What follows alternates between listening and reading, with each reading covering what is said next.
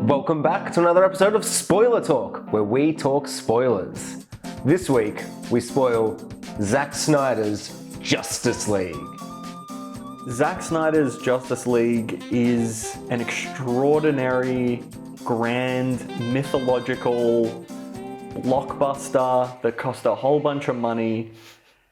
It is kind of relentless, but also weirdly alluring with its enormous vision. I'm not sure it all comes together into what you would call a narratively cohesive film. And it's very interesting and I think really will require quite a bit of discussion. But I would be lying if I said I didn't enjoy the experience of watching it, even if it is just a part of like weird film history that everyone's gone through together, and we haven't had films for so long. And then this is released into everyone's living room. Yeah. And it's just very interesting. And I think everyone's kind of in agreement that it's superior. But that'll be the question I want to kind of go through today. It is superior, but does that mean it's good? Oh my God, I love it. You know what I mean? Just because something is better than what it, when it was rushed and pushed together by... Is it still a good Justice League movie? Exactly, and that's really ultimately what the question is, people should be asking. But I want to pass it over to you. That's fucking awesome. Good segue, because I would say that I absolutely loved watching this movie. I fucking loved watching this movie. I've seen it 2 times. I loved it so much. It's 4 hours long. And last night I'm like, I could just do anything. I'm just gonna watch it again. I'd just seen it the day before and I just wanted to watch it all again. I love watching this movie, but I don't think it's a good movie. I don't think it's good. I think there's heaps wrong with it. Like the biggest thing to me is that like half of it looks absolutely gorgeous and half of it looks atrocious. Like unforgivably bad for a movie that cost this much and has these characters and has this weight behind it. But then the rest of it looks really good. So I don't know, I'm like really mixed on that because it's such a visual movie. It's so beautiful and it's so cinematic and just epic and it's just the most Snydery thing you'll ever see. Yeah. And I love it for it and I hate it for it. But yeah, it's way better than Joss Whedon's one. Yeah. Yeah, but I don't even... So that's not even a question. I think you just throw that aside. Is it, is it a good Justice League movie? But then again, it's the trilogy, like an end to these other movies. So I think that even though it's in this universe with these other 2 movies, it could still be a better 3rd movie in the trilogy. Right. I think the other 2 are better movies. I think Man of Steel is awesome, really good. I only just like one scene, the dad and his stupid death. And Batman vs Superman, I'll defend, but we'll get to that another time. Oh, yeah. I don't know. I kind of want to get to that now. I'll just say my quick perspective on the preceding films, because I rewatched them before I watched this, but I really enjoyed Man of Steel. Yeah. And I really was even more frustrated by Batman v Superman. I will admit there are terrific scenes and sequences, but it almost feels like he's being restrained in so many ways.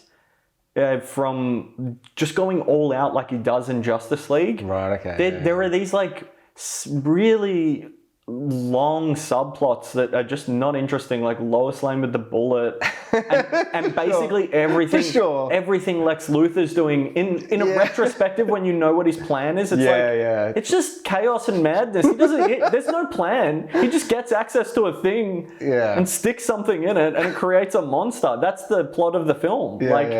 It's really, and I'm okay with it like being a sloppy mess because we also get like Batman warehouse scene, and I didn't actually mind the end fight as much this time because it was just madness. And I was like, look, if it's going to be Zack Snyder's interpretation of superheroes and it's just this like chaotic CGI fighting madness, I'm in. That's what I'm in for with these movies. I embraced it, and I think that's a large part of why I enjoyed Justice League so much, because it is just sequences of incredible superhero madness, and everything's been kind of ripped from the comic and then gone through a Zack Snyder filter, and then it's all there. There's no meandering subplots about things that aren't interesting or that aren't integral to the story. So I really appreciated that even though it's 4 hours long, it's everything that is being put up on the screen is kind of a part of the story to a point. Yeah. And if I had criticism about the end, it's that the end it should have gone further. And they should have just tried to wrap the story up. And what do you mean by go further? You mean with Darkseid? Like have him not just close the portal and be like, next time, baby? To be honest, I don't even think... I think with the state of the film and where it is and where the future of the series is going to be, which is inevitably just reboots. Like, this universe is probably not going to get any more. And it would be ludicrous as a filmmaker in the position he's in to think that. And he did get to come back and reshoot some sequences. But I'm saying reshoot more. Reshoot the other scene that he was going to do, which he said in interviews. No, he was at a Q&A and people were asking him about the film. And he said that they were going to figure out some time travel thing and it was going to be Cyborg and Mira and, the scene at the end. Yeah, but he doesn't mention Joker. Like, Joker was an afterthought that he's put in because why not? Yeah. If you're doing it, fine. Put the Joker, put everyone in. Scene talking to each other. It's cool that they do that now. But I'm saying, like, just do the extra scene where it's like, so Flash goes back and... No, they have two options because the rotation of the Earth around the sun means they can only send them back to two spots. Right. And Batman says to Cyborg, well, where would you have sent him if I didn't say anything? And he says, I would have gone here. And he says, do the other one. Because you already did this and it came back to me and I didn't know what he was talking about from that scene in Batman v Superman. Yeah. So do the other one, and that's how they save the day. Oh. And I'm just saying, just for this film to exist as a single finite, which it is not. Yeah. That is not how it's been presented. It's been presented as something that has a future and needs a sequel to fulfill it. But I'm saying if you just put that scene on, you could have really tied that thread up and it would have just been inferred that they had lost to Darkseid. Like, Darkseid is this looming presence. We never really see him, but he comes back, he destroys the Earth, and this entire film series we've been watching is the Dark Universe where everything went bad.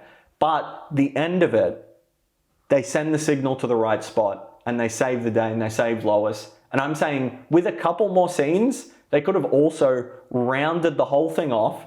And like you said, it could have been like a really impactful final third chapter to what should have been more films. But given what happened, just wrap it up, reshoot a little bit more. It's already 4 hours long. Make it 420. You could have done it quickly because you already had those characters in makeup. You only needed one more scene. I didn't think it even needed to be a big fight or confrontation with Darkseid. I think we'd already flashed forward to this future timeline intermittently. And it always like fascinated me when it would come on screen. I'm like, what is it? Give me more. And they didn't. And now they never will. Now we get nothing. Just to like, not to bring back the other movie, but with that Batman in the Apocalypse, Mad Max with the trench coat kind of thing, like that scene in Batman vs Superman is probably my favorite thing to just like visually look at. Like when it starts, I don't know, it's pretty cool to go back, but there was just something so bizarre about that movie at the time. And that just happened. I was like, that's the coolest thing I've ever seen in my life, but it's all like potential. And there's a lot of stuff, like Superman like kills him, I think, at the end. I don't know, he's like burning, it goes through a lot. And it's just, that's why I like Batman vs Superman. There's so many scenes like that are just so oddly iconic to me.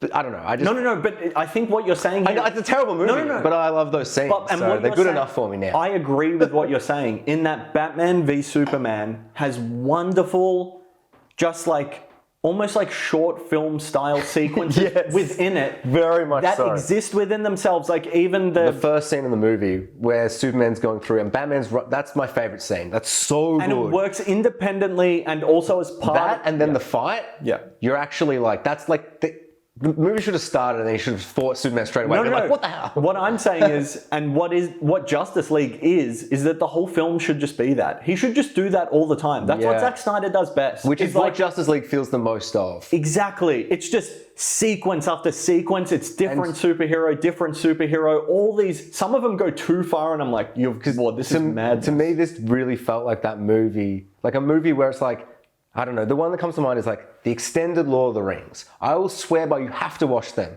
The third one particularly because it's like 40 minutes out and they're big, pivotal moments. Huge character moments, character deaths, like big, like it's huge stuff that you have to watch it. And like, I feel like a lot of people are like, and you'd be like, you have to, like, this feels like an extended thing where I'm kind of like, I can imagine trimming this down. Like, I know this is his big 4-hour movie and I wanted it to be that big 4-hour movie. But to me, there's stuff in this that like is in it, but it doesn't work for me at all. It doesn't not pay off. But like I feel like, I don't know, man, if you're going to spend this much time with Cyborg, I feel like you got to, I don't know, man, condense all of it into like one good scene instead of a bunch of bad scenes. And then kind of suddenly you're like, oh no, he's the heart of this movie. And suddenly like he's saying stuff to his dad. I'm like, fuck, his dad's probably going to die, but I don't really care. And all this stuff where I'm like, this whole point of the movie, I'm like, I reckon just trim all this down because all I want to see, like there was a bit where Batman's talking to Flash and Flash is like, I'm eating pizza. And I'm like, oh my God, this is so good. I remember this being so bad. I'm loving this. Then it cuts to Cyborg and Wonder Woman and I'm like, oh, so many characters. This is so bloated. I just want to watch Batman, Superman, and the Flash. I don't care about anyone else. So it really felt like this third one was just like very like, it didn't feel like 4 hours, like it goes by. But the scenes we spend some of the time on, I'm just like, in that, the Act 3 and Act 4, or Part 3 and Part 4, for me, really like, it was like, and then it goes right back up again. So explain that for the audio listeners. Oh shit! Oh my God! I thought Part 1 and Part 2 were spectacular. I was like, I can't believe how in I am. This is so good. Then Part 3 and Part 4, when it starts focusing and Flash and Cyborg get introduced and it really focuses on Cyborg. I just feel like the film really just kind of like, I feel like that's when Steppenwolf, like he was super interesting when he had that one scene. I'm like, oh my God, so much backstory. But then he kept just kind of having kind of the same scene again for kind of that hour. And I'm like, kind of like, this is 4 hours. But I feel like I don't know. I know I've seen the movie before, but I expected more than one scene to be like, oh, Flash is time traveling. That's the only bit that I hadn't seen before. It's 4 hours. I kind of expected to feel like I'd seen, like just, I don't know. Like, really? So just so much of it is like better. Like, you know, but Steppenwolf does take both boxes. And then they have the fight with Superman at that same spot. And so I've seen it all, but it was almost more like extended footage. Like I love that Superman fight, but that's all extended footage, man. Like I have seen that scene in basic ideas. So nothing was like uber new. And considering how much more footage there was, I'm surprised there weren't like just a few more action scenes or something, you know, because there's a bunch of superheroes together. I want to see them all use their powers together and fight. And it'd be visually incredible. Like it is at the end when Flash is like, oh my God, I have to perform the most visually spectacular time travel ever. And he does. And I'm like, just more of that, I guess. See, you know? I like more of the Age of Heroes bit. I partly agree with you, but I also kind of, I mean, I disagree for the reasons that you were defending Batman v Superman. That like, if it's just kind of magnificent sequences of things, and this is a collection of like Zack Snyder music videos, which sometimes is what his movies feel like. Like, especially like Man of Steel, like there's so much music, like whether it be Hans Zimmer's like thriving, like the best over the top, like Lion King-esque at times score with, you know, it's like really like pumping up a lot of the time. It's so grand and epic and just uplifting. Yeah, and it's just two people in a barn like talking, and it's like really elevating, and the performance is elevating. They just have to say the word hope and you're like, oh my God. But sometimes I'm often left wondering, like, did he have anything to say here, or is he just executing the fuck out of this scene that is not really saying much? And that's for sure. That's kind of what I feel a lot of the time. It's like, this is wonderful that you've made this, but why?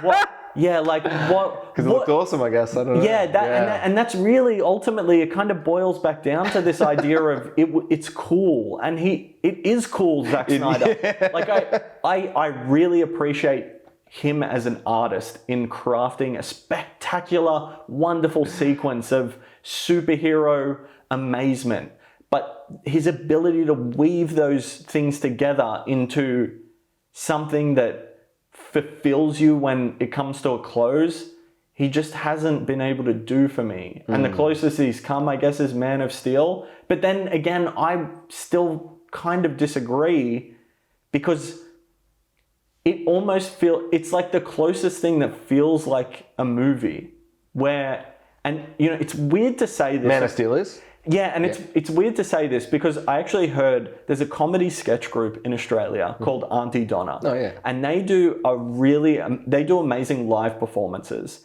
And they do the same bit in their Netflix show.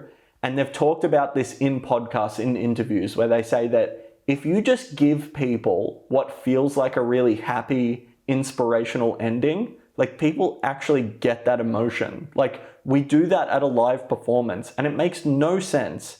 And we know it makes no sense, but it gives them the feeling of closure in a weird way. Right. And to tie it back, that's what it feels like kind of Zack Snyder's doing a lot of the time. He's like, the musical beat is there. It's like, so for this sequence, you know, Superman's gonna fly for the first time. Yeah. And you know, he'll put his fist on the ground and the rocks will like raise up and then he'll shoot off and then he'll smash down into a thing and then he'll learn to balance, I guess, and then he'll just float for the rest of the movie. Yeah. And then the flight doesn't matter anymore. It's like, why did you spend all this time on this sequence where he's like learning to fly, but by the end he can just hover like in thin air? Like, what?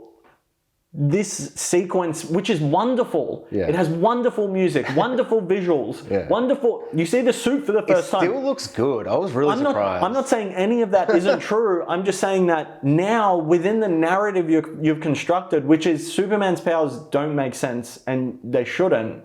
Like, what is this sequence doing? Like, it's him learning how to do something that he just masters immediately after with no consequence or no like overcoming anything and it's like, Superman can just fly.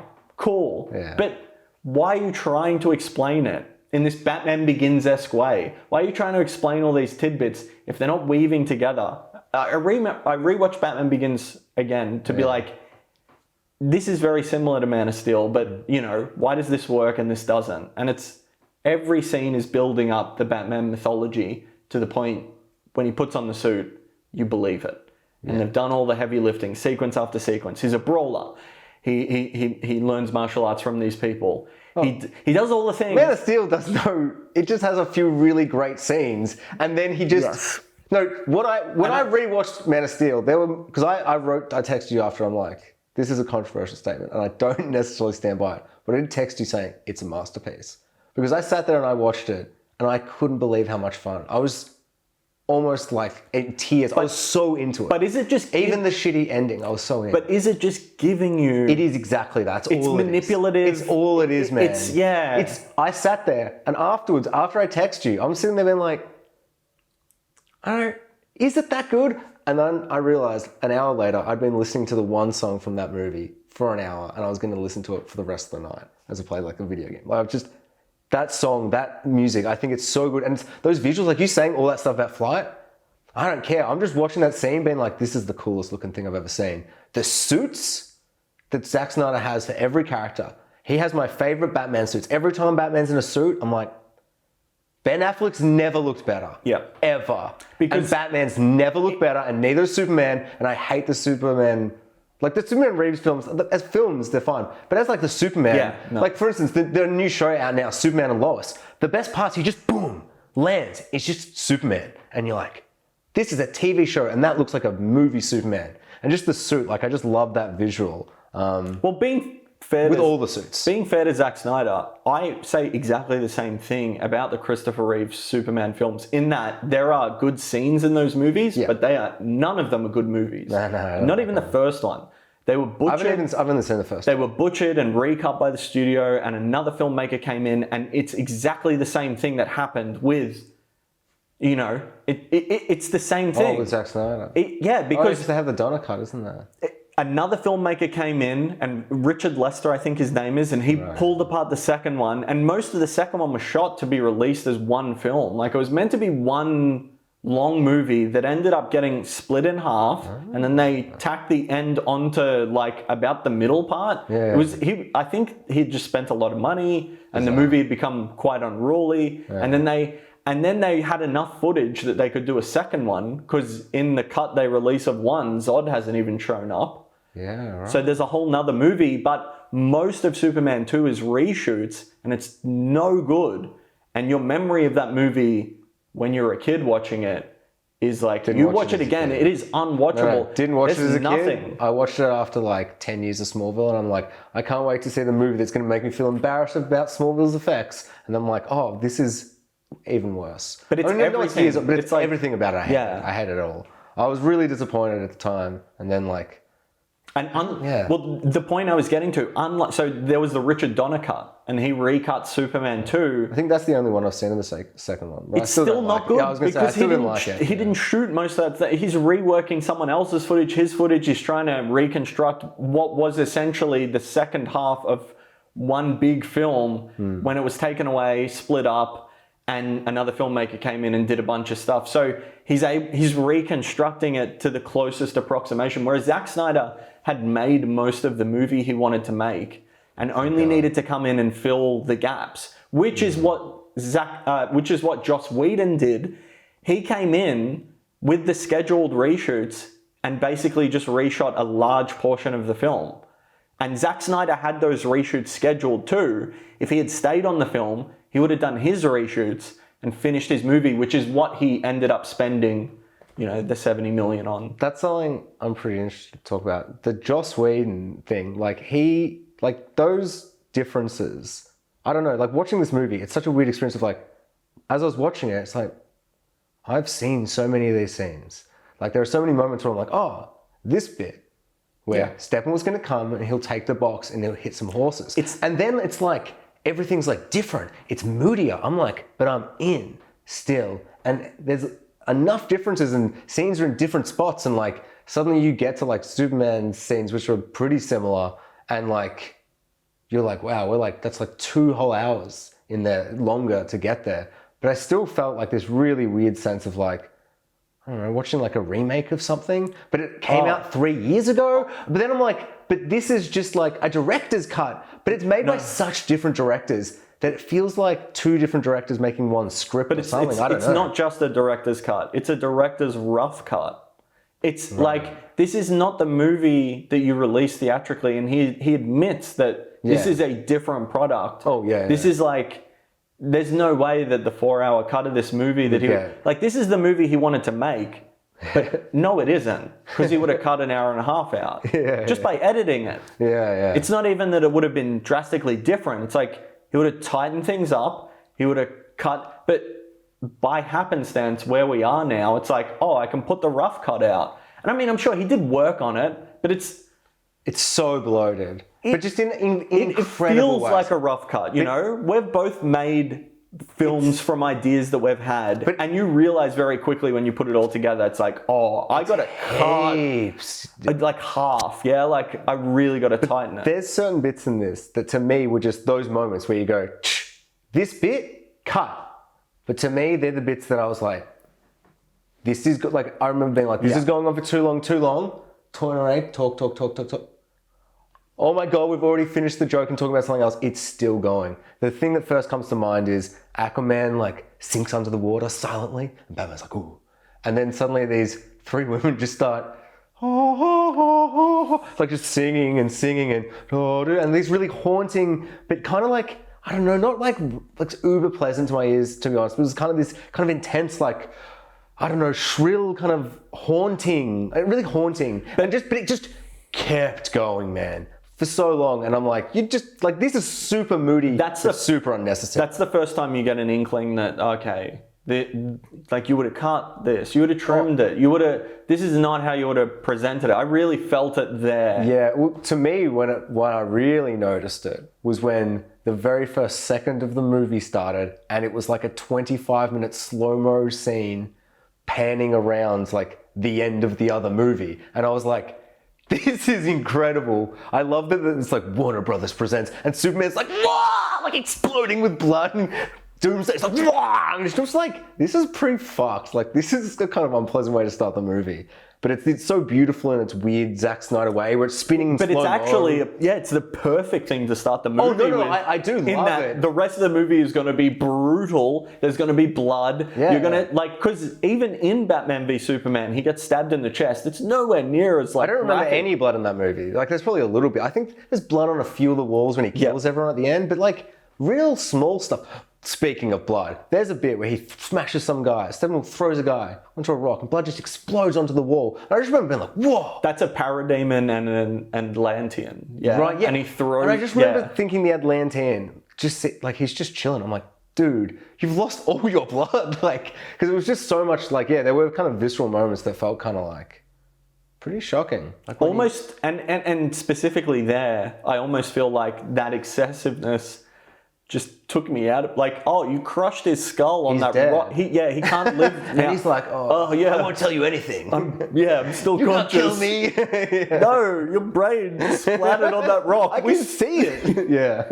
Yeah, I don't know. But then there's some really good stuff, like, I don't know, Darkseid getting like really bloodily, like that's just like, that's like 300 stuff. It's like exploding with blood. I also don't want it to sound like I'm being too negative. Like, I'm basking in these sequences. I'm enjoying them for what they are. I maybe had, it sounds like a little bit of a different experience to you, just in the fact that I think I was maybe more prepared for what this film was going to be, in that it's mostly the same movie as what we got, but it's just, it's executed by a different filmmaker in a completely different style, with a completely different score, with completely different color grade, completely different editing, completely different interpretations of these characters, and extensive reshoots over the top. It shows you how much a filmmaker brings to a film, you know? It's the example, like, they're going to teach this to kids in film school, I guess. I don't know. It's like his two blockbusters. One of them is a botched, like, mishmash together inferior copy of something, and here's the rough cut that the director put together for a streaming service a few years later. and the real movie is somewhere in the middle. But we'll never see that, you know? And we're never going to see a Justice League 2, are we? Like, because the movie, all the stuff that I felt like he filmed and put on, because I remember hearing, he's like, this person's in it, this person's in it, he shot stuff with this. I'm like, that's a lot of characters. Oh, actually, not if you chuck them all into 1 2-minute scene and they all say nothing and Joker talks for ages. And that scene is so cinematically brilliant with, like, you don't see Joker, then at one point it like snaps focus and you finally see him clear, disgusting, and like actually looking pretty good. And he says something like fucking bullshit about Robin, and you're like, oh, you son of a bitch. And he's implying he's killed him and stuff. But Jared Leto still fucking sucks, man. I was like, dude, I'm gonna try and no, I don't know. It was a little croaky, but I see what you're going It's for. like I was like, oh yeah, it's kind of, I don't know. His is just, I don't know, man. I just hate it. There's something about him. Like, I think it's just the Suicide Squad stuff, and I don't care if those rumors ended up being not true, but there's so much stuff around him in that movie. He sucks so much. I'm so burnt on him that even this, in the context of everything, ending a movie, I was still like, he's not good enough. I think, for me... Sorry, Chad Leto. No, for me, what it comes down to is like, your interpretation of this character is wrong. What you're doing is you're overperforming the material instead of like what Joaquin Phoenix and what Heath Ledger, and really only those two have done, because Jack Nicholson, I think, did a very poor job, and he gets all this praise, but I don't People like just like what the he's Joker. doing. People just like the Joker. Yeah, they do. They like the Joker more than Batman. He sells it. People actually like Jared Leto's. Like, some people do, which shows you how much people just like the Joker. They're like, I don't like his interpretation of the character. And I don't think it really matters who the filmmaker is. We've seen two different filmmakers have a go at it, and it's such just different styles. He's overdoing it.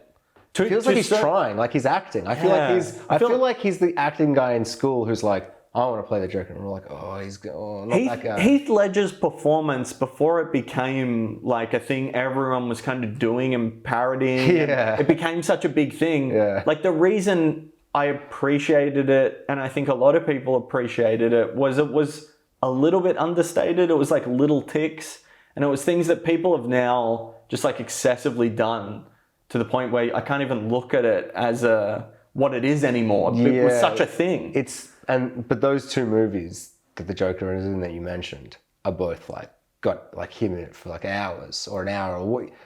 Jared Leto unfortunately is once again forced in that position where he's probably feeling like I've gotten the makeup off. People are gonna like one scene. Yeah, but I've only got one scene. Yeah. It's his issue. I don't know, man. If you're gonna do this and have it cut like this, I think it would have been so exciting to see 3 scenes with Batman and Joker throughout that movie. Yeah. Just if you're going to shoot it, like so you got Ben Affleck back and he's in the costume and I couldn't really tell. I'm like, he still looks good, even though I don't think he's worked out like he was for the movies. I mean, maybe it's for another movie, but it's like, I don't know, man. If you're gonna shoot that and at least make the CG, you've made that world again, whether it's on a set or the visual effects or whatever, like you just do a few more and like, I don't know, give him the time to like flesh out his acting. Because this time he felt like if you're only giving him one scene, you're giving him all this dialogue, like he's telling Batman to give him a reach around and shit. Like it's not. Yeah, I don't know, man. Cut it. That's what I would. He said, "I'll fucking kill you," and I was like, That's what I've been wanting to say. Just is some bits. Either go further or just remove it and make the movie a little bit tighter, and then maybe you can do more with it. But it's such an odd tease as well. Like, you want to see a movie this? It's too inaccessible to a big enough audience now for it to warrant a budget for a sequel that would live up to the vision it has. Yeah. And the vision that Zack Snyder had. And I think people are always calling Zack Snyder a visionary, but this is a really good example of someone's vision getting away from them. And his plotting out of these films was like, I'm going to do Justice League 2 and 3. It's like, whoa, buddy. Like, you made this mistake already with Batman v Superman, where it's like, this all feels like set up for something to come. And the thing that I got, that we have now, the Snyder Cut, is great. Yeah, it's fucking sick. And it would have been, I think, even better trimmed down to a really good, like, tighter package. And I think, honestly, that's kind of what the studio executives were telling him to do on Batman v Superman. I think they were kind of right. They're like, trim the shit down because it's not going anywhere and it's not really that important. You're not informing anyone's character with the scenes in the middle. Get to the meat. Get to the big sequences that you have that are wonderful. We don't have to spend 2 hours getting there. Yeah. I think the Ultimate Edition, I remember people being like, Batman Superman, it's actually a good movie now. I'm like, no, if you hated it, it's still terrible. And if you're like me and you just love it, even though I can't imagine if there was a live action movie that was like any of the animated movies, which are all spectacular, Batman Superman and all that stuff. It's like, no, but for this, but that 30 minutes, they don't really do anything. I remember rewatching the Ultimate Cut recently, whenever I watched it, and I'm like, I can barely tell. Like every now and then I'm like, I feel like this is probably one of those scenes, but then it just gets to kind of halfway and I'm like, it's almost dragging, you know? But then it kind of gets to that climax and I'm like, I'm back. There's I'm enough, back, baby. So cut 30 minutes, just get it in. Because you get all that great, you get the Batman sequence at the end of Man of Steel, then you get a Batman reimagined parents thing, or is that before? I can't remember what order they are, but they're both right at the start. That's always the start to me. And it's like, we get 2 scenes, Batman Young and Batman Modern, and now we're informed on the character. Perfect, you did it so quick, Zack Snyder, wonderful work. We now know where the arc's going, and there's a little bit more in the middle, and then, perfect. You've done all the work you needed to do there. We don't need to meander around in the desert with Lois. We don't need to do all that. Yeah. We don't. What you're doing with Lex Luthor is fine, a fine interpretation. It's a bit weird. I don't know that you really... I used to love it. This time I was like, oh, it's kind of cringy. Is this what everyone else feels the whole time? I had to watch The Social Network again to be like, oh, he is a good actor, Jesse Eisenberg. Like... What he's doing like a Max Landis. He worked with him on a film around that time. It's really oddly eccentric to the point where I don't know. It's just not what is in the comic. That's probably the biggest thing. This time rewatching, I'm like, oh, I've always kind of defended him. Like I kind of love how wacky he is, but it's the music. There's a bit where he's like, and the thing's coming down the corridor, but the music's like dun dun dun dun dun dun, and I'm like, well, this is my favorite song ever. And I listen to all the fucking, and I'm like, so many moments of this, I'm like, but imagine if he was tall, silent, and bald, and played by like a real good actor, like Bryan Cranston. Yeah, that was. I was gonna say that, but I actually don't know if I'd want him because I kind of want someone new. Just give someone the role to make it this. But I feel like Zack Snyder is the guy that casts the obvious big guy choice, and why to make it Bryan Cranston and have him be the Lex that's the president. Because I was thinking about it, I'm like, fuck, man. These movies are wild enough. He should be the president. But that would be also, fucking sick. his movies are always played so serious, and I think you have Lex Luthor in the middle of this mix where you're playing everything so dour and so straight, and kind of everyone's doing that in Justice League, and then Flash's comedic stuff is really good. So yeah, speaking of Flash, what did you find about his humor? Because he's mostly the humor in this. Exactly, and it's not frequent enough that it becomes kind of grating. Because the and movie's it's good. Yeah, I think Flash is like the star of the movie, and like maybe it's a really great Flash movie. I don't know if you can. Maybe a little bit more to build to that moment at the end to really pay it off. But apart from like what we actually got, like all the sequences are terrific, wonderfully realized. Like you have visionary filmmaker Zack Snyder. Yeah. Like I see it, but it's like you got to work out just how to tie these threads together and get those characters. It's like Marvel don't have as much vision in their films. Like they don't have this like spectacular kind of grand. Like the Russos really like grounded everything, and you know I really like their look, but they have an aesthetic and it worked really very well. bland though. But yeah, and it's super bland. It's to get movies made. They make movies quicker than Zack Snyder does. I've seen color corrections on YouTube and just been like, they've just gone like, boom, and it's like, oh. All I'm saying is it's just a different process of filmmaking, and both of them can work. It's not one is good and one is bad. It's like to get like Marvel really work on those beats, and they put extra stuff in, and they give you all the moments that they know really like fulfill the audience. They're human character moments, like they're non-existent in Zack Snyder's in comparison. I actually think Justice League got a few. I'm trying to. Flash and Batman, his faith arc. I'm all in. I'm like, you're doing. I love this for sure. Actually, like there's a bit where there's a wide shot and he's just like, faith, Alfred, faith. I'm like, cut into that, baby. I want to see his face. Like I'm like, it's like this 45. Like when he said it, I'm like, you earned it. Yeah, I loved it. But and there's something darkly tragic about knowing that faith is going to turn into what we see in the future. Yeah. So it's this. It's one. I get what he's going for in the grand scheme of it's like his initial fear is warranted and true and will come true. And does come, And he has visions of this future that he fights down to suppress, which is... And informs what he already thinks and feels and is really, But then he's like, no, I'm the cunt, I'm wrong. And it works so well. And like watching him, it'd be like, faith, Alfred. And then 2 scenes later, it's like a nightmare, horrific future. And he's like, I'll give you a reach around. It's like, this is... No, this is the worst hell. I love that idea. I love what he's going for there. It's like so forethought that it's constantly like paying itself off through different ways. And I really like that. But that's what I mean. To really have pulled that off, you needed those movies. And yeah, I guess if he had just focused more on like Batman v Superman being a singular vision of like just one thing, as opposed to it getting away from him and becoming all these other things, even though some of those things are the best part of the movie. Anyway, let's really just focus on Justice League, I think. So the big thing you were mentioning just before, Flash, the humor. I think the humor all throughout this, my biggest issue with the first Justice League was the brunch joke. I think the brunch joke doesn't make sense.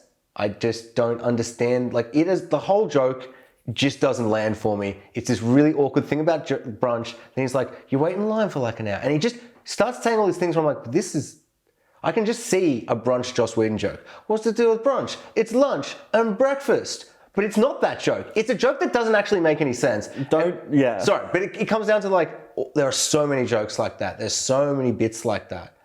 And they're all gone. And I knew they'd be gone. But all the jokes I remember actually kind of liking, they're all still in it. They're all Zack Snyder jokes. Blew me away. Flash is like, how did they do that? And I'm like, that makes no sense, but I love it. Seriously, how did that happen? maybe the best visual gag in the film is still in the movie, and it was probably my favorite moment in the 2017 cut, is Flash going into the Speed Force and Superman slowly turning and looking at him.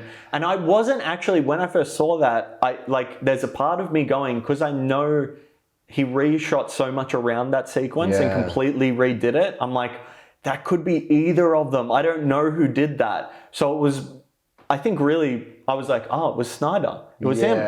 And of course, Joss Whedon left it in because he recognized that's incredible. The best. Yeah. That's the best. And he even took it a step further in a sequence he shot later in the movie, which is the race, the Superman Flash race. Like, he knew that worked so much, he reshot another thing, kind of paying it off again. It was always about Superman and the Flash, because that is like one of the best moments in the movie. There's a few bits with Superman and Flash from the Justice League that I vaguely remember where he's like, Flash is like, I'm doing so good. And he looks up and Superman's like carrying like a house or like a building. And that's a Joss Whedon. That's the most Joss Whedon thing in the world. But I love that as well. Like that dynamic of those two I love.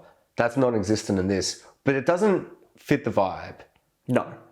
Especially because like the way it ends where like they decapitate someone through a portal. You know, it's like, it's not like then it cuts to Martian Manhunter being like, you know, and the Joker being like, reach around, and then it cuts to Superman and Flash being like, who's going to win the race? Who's faster? Like, so it doesn't work. But they're spinning, that scene with Superman looking at him in slow-mo, I was really surprised because that was the only bit that I was like, if every scene was like that, it'd be a good movie. Like that scene was almost enough to be like, I kind of liked it, maybe. I don't know how I feel.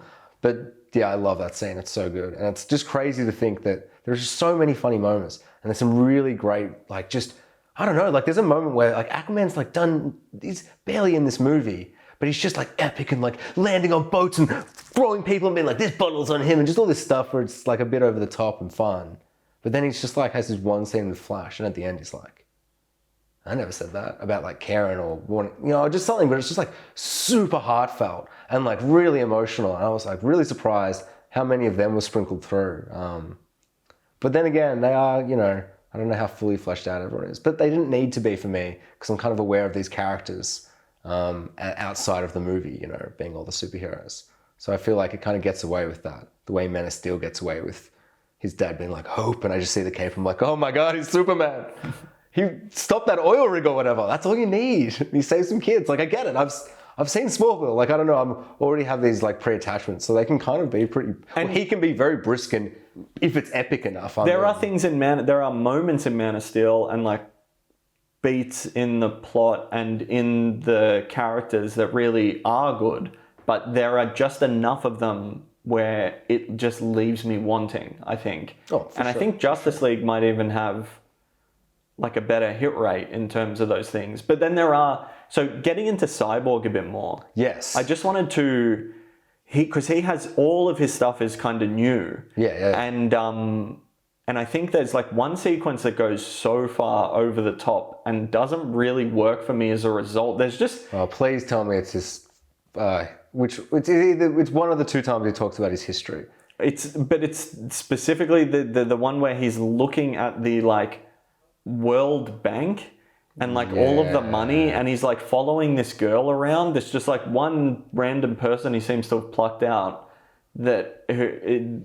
he's like, what if I switch the monies into the monies? And then she's it's like literally piles of cash. And I'm like, this visual thing is like so dumb. Yeah. And like he's looking at like the Wall Street Bull fighting it's like point, metaphors everywhere. Dude, when I realized those two big CGI animals, I was so confused. I'm like, what's going on? And then someone I was watching it with, they were like, it's a metaphor. And I'm like, it's not good. I don't like this at all. It's too much. It's like, yeah, you're a visionary. It's terrible dude. as well. It looks really bad. It does not only look bad, it is in the idea in itself is bad. Yeah. So both of those things together, I'm just like, this shouldn't be here. And there's enough, Cyborg, I think they actually needed to do a little bit more work, maybe. Does the father thing work for you at all? Not at all. I think this actor is terrible. I think this character is terrible. I think it's like... What's his arc? I'm so confused about all of it. Yeah. There's a bit where the mum is like, so we're spending 3 minutes on a flashback of Cyborg. Well, 6 minutes, but 3 minutes is slow-mo football. It didn't even look like they were in a real football field. I was waiting for that. I saw that in the trailer 5 years ago. I've been waiting for that scene. And I was like, I'm loving the slow-mo more than anything in this movie. I'm loving it so much. I've never liked snow. I feel like I've never liked the slow-mo, then ramp up in slow-mo again. Like, it's just crazy in this movie, but there's like a really interesting rhythm to it. And it's kind of all-encompassing. I don't know. Yeah. I really, really like that. But that fucking football scene, I was like, well, this just is doing nothing. But all of Cyborg's, sorry, but the biggest scene that I thought just was like, what? His mum is like, he's so good. He's allowed to help his friend cheat. And the teacher's like, And it cuts to him outside smugly just being like, I'm smug. And I'm just like, what is this? You're trying to get me on his side. I already love every single Justice League character except for Cyborg. Everyone does. I mean, some people like Cyborg, sure, but I don't. And like, I'm like, so you've got to do the biggest work. Flash just has to say he's the Flash and do fast. You don't have to have the most emotional 3 scenes with the father when he's like, you got your foot in the door. And I'm like, I'm going to cry. And who is this guy? Like, he's been in a few scenes behind bars. So good. But yeah, Cyborg, all of it's no good. I think the dad's a good actor. I like him. But only like him 50% of the relationship. So it doesn't work. Oh, that's the guy from Terminator 2. Yeah? Yeah. Miles Dyson. But his death, it's like, you're going to kill him. It looks spectacular. Sure, but kill him in slow-mo, bro. I don't know. Like, if you're going to do so much slow-mo. It kind of starts in slow-mo, yeah? And then he just vaporizes. So to me, you know what I was about to say? Do you want to see? I want to see more of like a Dr. Manhattan thing. And I'm like, oh no, but it's all blue and he made that movie and did that. Yeah. So when he's done it. It is kind of almost that too. It's not as spectacular. It feels really distant to me. And maybe that's the point. We're meant to be behind of course we're meant to be behind the thing like Cyborg is. But I was just like, if you're going to do this, I reckon if it just had a close-up of his face and it went for 20 seconds, I would have fucking cried. I would just by the overwhelming sensation of it. Was it just going to happen? And I'm like, it's like if you got to film it, it's like, oh, just doing it why they won't realize it's CGI. Like, I don't know. It just, to me, I felt nothing. I kind of liked that at least he did something with his death, like the sacrifice. They're like, oh no, it was useless. I'm like, that's rough. And it's like, it wasn't useless. He did it to burn the thing, which is, you know, it's good to save someone from sacrificing themselves for no reason. It's always the worst way to go. Yeah. I don't know. Do you like any part of Cyborg? What about his costume? It varies throughout the film actually, because there's one sequence when they're under Gotham Harbor, and it's like Steppenwolf's lair at one point. Is it? Is that? Yeah, for sure. In the middle, before they get drowned by the water. Yeah. So when they first go there and they get out of Batman's like crab ship thing. Yeah. There's like one spotlight from that thing behind them, and his costume looks terrific. And it's completely CGI with all these practical, Wonder Woman, Flash. They're all together, and I'm like, oh, this really works because there's like a singular point of light, and they've sold that really well. And it's a little further back, and all of that. And I think from memory, the earliest Comic-Con footage was like stuff from there, so they might have shot that very early. Yeah. And so a lot of that was done and ready. Which is why it looks so much better than some other sequences where it can kind of, I don't know, it's almost like there's a lag between the effect and the performance that just isn't quite cohesive enough to sell it. And I don't quite know what it is.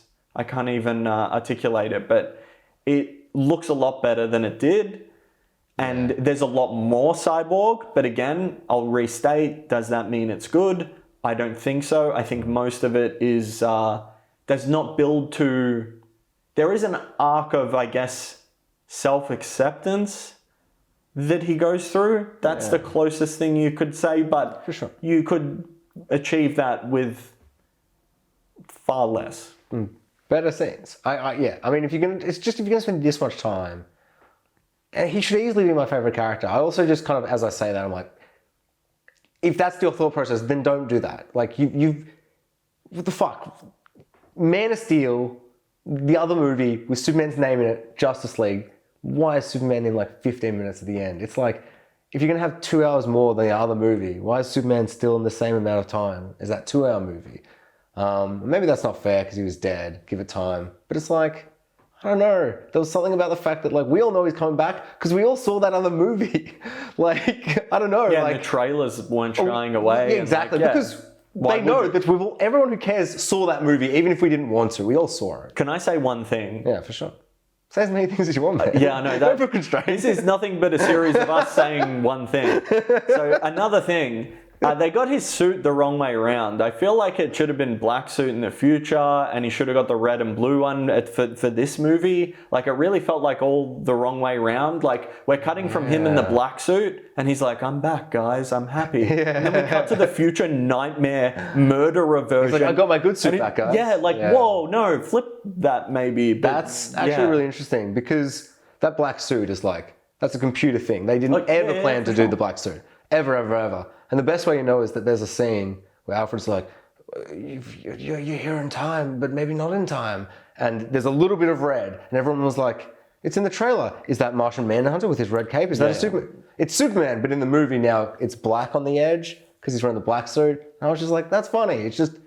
It's interesting to think, oh, I wanted him to come back in the normal colors. And you know what? He should have. Because at the end, they're all standing there and it slowly pans across. And I'm like, ugh, Superman, you've like stolen Batman's look and no one's addressed it. And you're both standing there next to each other. But the whole crew looks dark now. Yeah, it goes back to that question. Why put him in the black suit? Because people like me, before this movie came out, were like when Justice League came out and he came back and he wasn't in the black suit, I was like, what?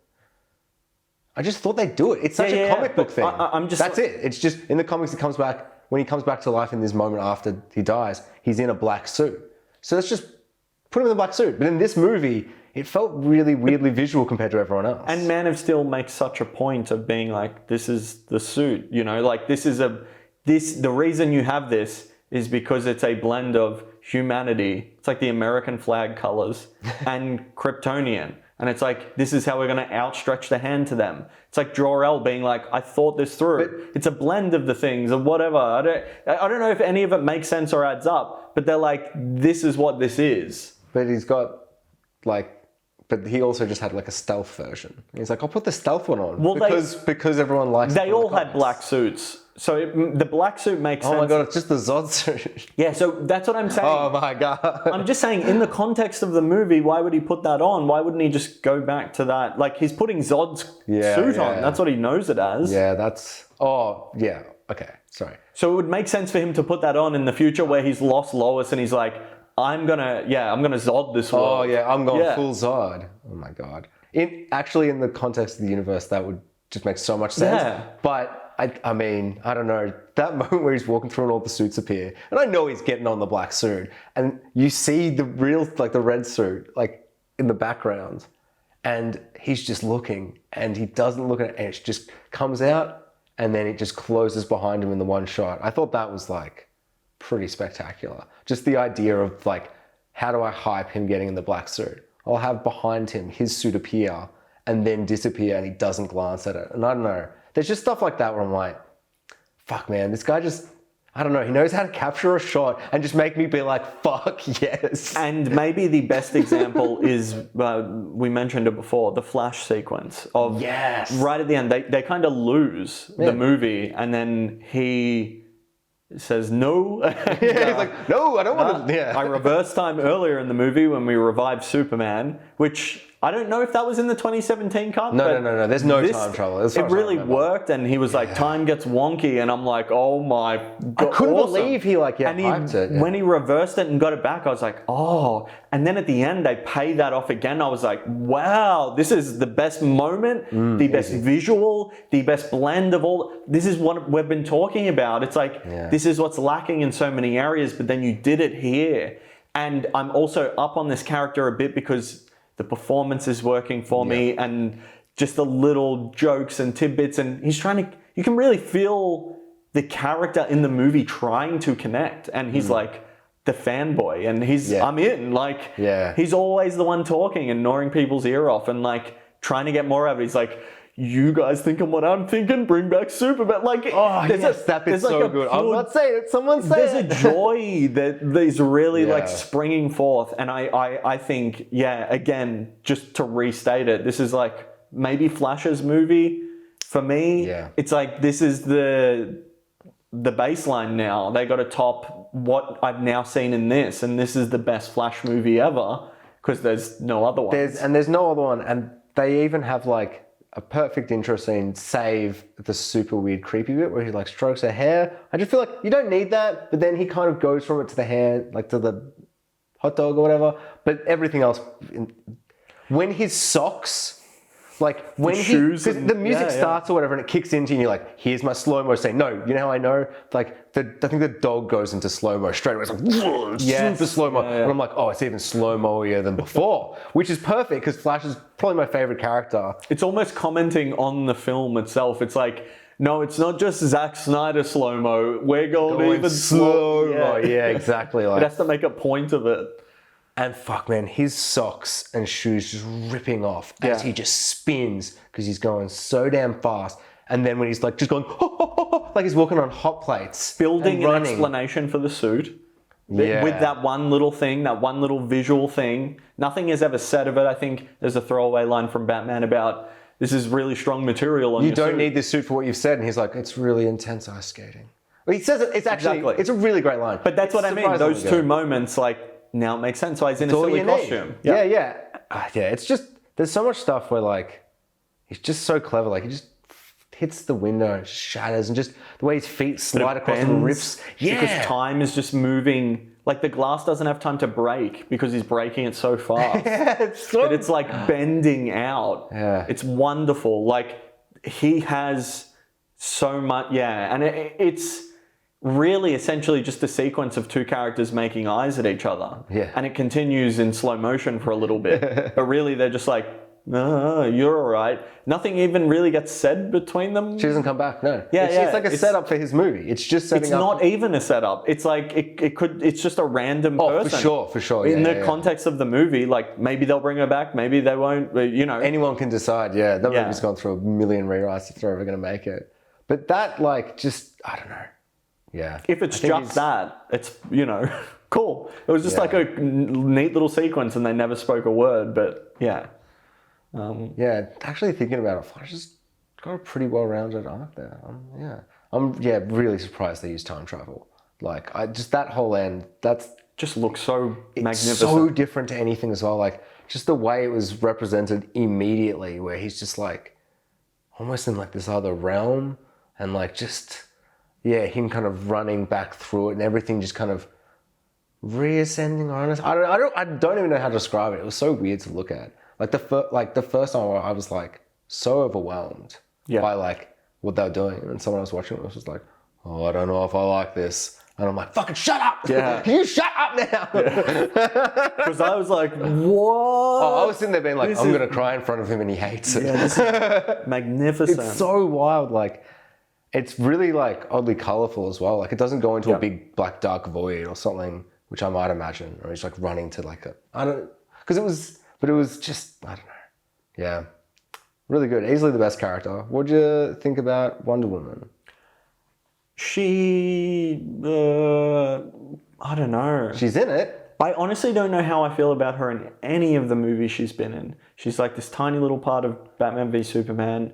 Her first movie is okay, I fine. guess. It's fine. It's a film that came I out. liked Wonder Woman 2 more, so I don't know what that says. Yeah, I see. I Wonder didn't Woman even, 1's kind of bad, I think. And everyone's like, remember the No Man's Land scene? I'm like, yeah, I did. I can watch it on YouTube. But the whole film itself, not good enough. and was it that good?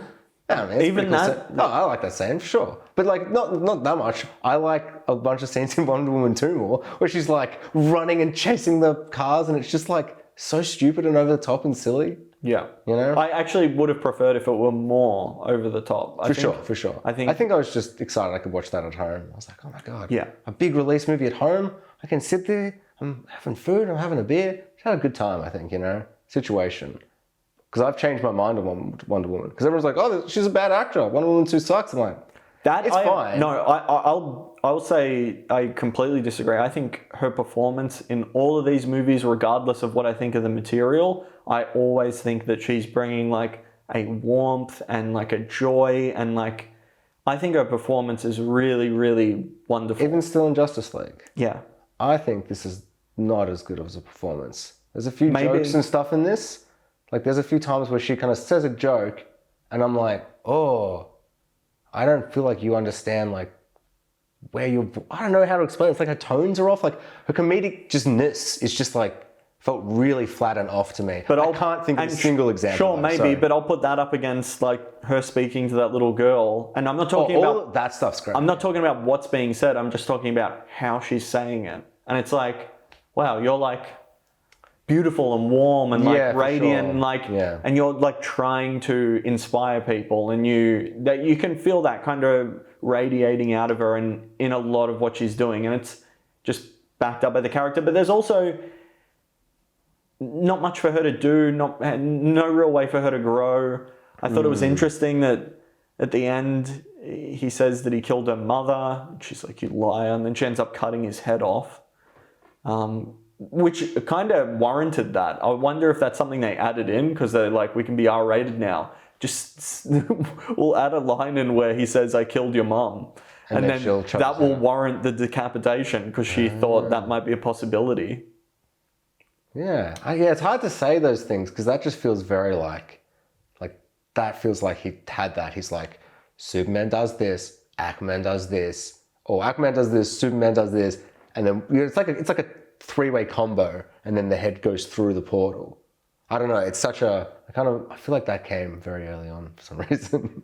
What's that? Just that decapitation thing. I'd be so shocked if those things were reshoots, things like that. Like I couldn't tell you where I thought any reshoots or read things were done. Because to me, it felt really much like, I don't know, like I was watching a full movie, but without anything cut yet, like that rough cut thing. Didn't really feel like something where he'd just suddenly quickly done reshoots and stuff. Like the only stuff that felt like that to me was the end. That felt like a reshoot to me because it's the only time that Boom Tube appears like in that way. And then we see that way through. I think it's just because it is circular. And they're like, well, I guess we want to look through it. Huh? Yeah. I did a visual thing as well. I was spinning a cylinder around so it was a circle. It's just the only time it looks that way and Darkseid's there, and I'm like, would they? Like every other time Steppenwolf was communicating, he was doing it on that weird melted lava thing. Oh my God, you're right. It's a reshoot. So I'm like, yeah, did they it's all a reshoot. Yeah, you're right. And it was all CGI. It looks really good. Yeah. I mean, it's so good. I don't know. Yeah. We have a shot of her jumping and cutting and like from all this other stuff we did. So it's weird in ways like that where I'm like, maybe it's a better film in this long, bloated, insane way. Who knows? Than whatever it would have been, It's it's so weird to think now. It feels so long ago when this movie came out. And then there was years of like, that'd be weird if they did that. And then being pretty sure they couldn't. And then this being announced and being like, what? And now it's like an actual film I got to see. You know when I realized I was in? I feel like I've probably been very negative. I love this. And I realized when I absolutely loved it. This is the first scene where Batman's like on a horse for like 4 minutes. And he's just like riding through Iceland or some shit. Like beyond the wall stuff. And that was spectacular. Except there's a moment where right before the end, and there's the most perfect shot where the music slows down. Oh no, I think it's just about to swell to the end. And it should have said Zack Snyder's Justice League in big ass letters on the screen with all the mountains right at the end of that sequence. Whereas it says it really small in the corner of the screen on a Cyborg shot when he's wearing a hoodie looking away from me in probably the worst shot of the movie. And I just feel like when the movie started... Just jumping off that point quickly, I would say the whole opening sequence could have done without the credits and they could have played them a little bit after, which would fit with what you're talking about. I would just leave that whole opening sequence as it is. Scene. Yeah, like I want to focus on these like visuals, this big thing you've done. Yeah. And then you can put the credits, over your giant Icelandic shots. Yes, have it just exactly. in the little bits. It's so cool in those big epic wide starting shots where it's like, it's always you can frame them really cleverly in the shots. And then there is a shot, because I remember being like, oh, the title, gross. Like just being like, bad start, Zack Snyder. We are literally off to a bad start. That's not how you do it. You don't have your little... Same in Batman v Superman, by the way. Yeah, is it? Yeah, it's over Batman's parents' death scene. And it's just like Batman v Superman, Dawn of Justice in the corner. I want to feel... Like, it doesn't have to be like this. It's a very different movie and thing. But it's like... No, but that's a beautiful sequence where I don't want credits too. For sure. Like, yeah. There's like a scene in Thor Ragnarok where he's being chased by a dragon and all this stuff, and it's epic, and the music's swelling and building, and then it goes, and like Thor Ragnarok appears, and it's just, it hits you with this emotional swell of title card. Yeah. I'm into, like, to me, it just title cards can work so powerfully. And I feel like Zack Snyder literally does that in every scene, but to not have his big ass name, because the movie's called Zack Snyder's Justice League. If I'm on binge, there's Josstice League and Zack Snyder's Justice League. I want to see that in the title, this giant title. And that's probably like the biggest disappointment in the whole movie. Like that start where I was like, you've like filmed this perfect sequence to end it on this. And I feel like nothing could have got me out of the hype I would have been in at that moment. Whereas at that time, I was just, I don't know. And it's that would be the most Zack Snyder thing to do as well. Exactly. I don't understand. Excessive, yeah. And then just at the end, Batman's like walking and there's a little black thing that just says directed by Zack Snyder. It's just a little, and I'm like, suddenly have your name. I like that. Because you've already, this is the biggest nitpick. But to me, I was like, generally, I was like, oh my God, is this not going to be the movie I want it to be? It kind of turned out to be, but also kind of not. The Flash thing at the end really kind of saved it. Like, I keep forgetting that happened, and every time I think about it, I'm like, no, I'm being pretty harsh. That was fucking wild. Like, of all the things to cut, like, it's so, I don't know, it's incredible. Yeah, and I'll just keep restating this point. Just because it's better doesn't mean it's good. Yeah, like, that's... I think that scene, though, that's good enough. Like, just doing time travel at the end of your movie to be like, oh, we don't have time to do Infinity War and Endgame. We'll do them all in 20 minutes. We'll do both movies in 20 minutes. That's not good enough. But if you're going to make it look that good, that's good enough, for sure. Like that kind of is. Because it's like, and when you're so interesting. I think just inherently, you're working with speed, you're working with time. These things like come one and the same at a point of traveling. Time does get, like, these are things we know about reality. So it just fits that this would happen. And it's something built into the character. It's easily my favorite aspect of The Flash is that his ability to do that makes him so powerful, but it also gives him too much power that he has to deal with. He's like, oh, I can time travel and fix anything, but it always fucks up and makes it worse. But I can always go, and it creates this really interesting power. Like when he says, like, oh, I don't break that rule, and I'm like, oh my God, he's already done it. Oh my God! And then he's like, I've got to break the rule. The whole world just ended. Yeah. I don't know. It's so cool, and like to see it that well when I don't know. Yeah, it's awesome stuff. I have nothing more to say about Flash. Yeah, he's good. It's great. The suit's incredial. Yeah, the suit is spectacular. I don't think I've ever thought. And all the costumes are spectacular. They're all spectacular. Every single costume I think is great, and I even like Steppenwolf's design. Yeah, he's like a weird crab. Superman's like prying him out of a shell. Yeah. Oh. Reminded me of going to a seafood restaurant. It was wonderful, and he's like burning him out of it. I'm like, yeah, cook him, and like snaps his. Don't they snap his claw up? They fuck him up, dude. Man. They fuck him up. He burns his like arm in half, and then he snaps the. That's not his helmet either. That's his skull. Oh, dude, when he gets naked, or that bit when Darkseid rocks up and he just gets naked for him, like he starts stripping down the armor, it's like, what the fuck? This is the grossest thing I've ever seen. Why is he getting naked? What happened is he took his helmet off and you're like, all right. And then he took his breastplate off and then his shirt. Like, that's what happened. I guess it's the equivalent of like how wolves show their belly to show they're subservient to the dominant wolf. Is that what it must be? It's like, I'm showing you I'm weak, Darkseid, my master.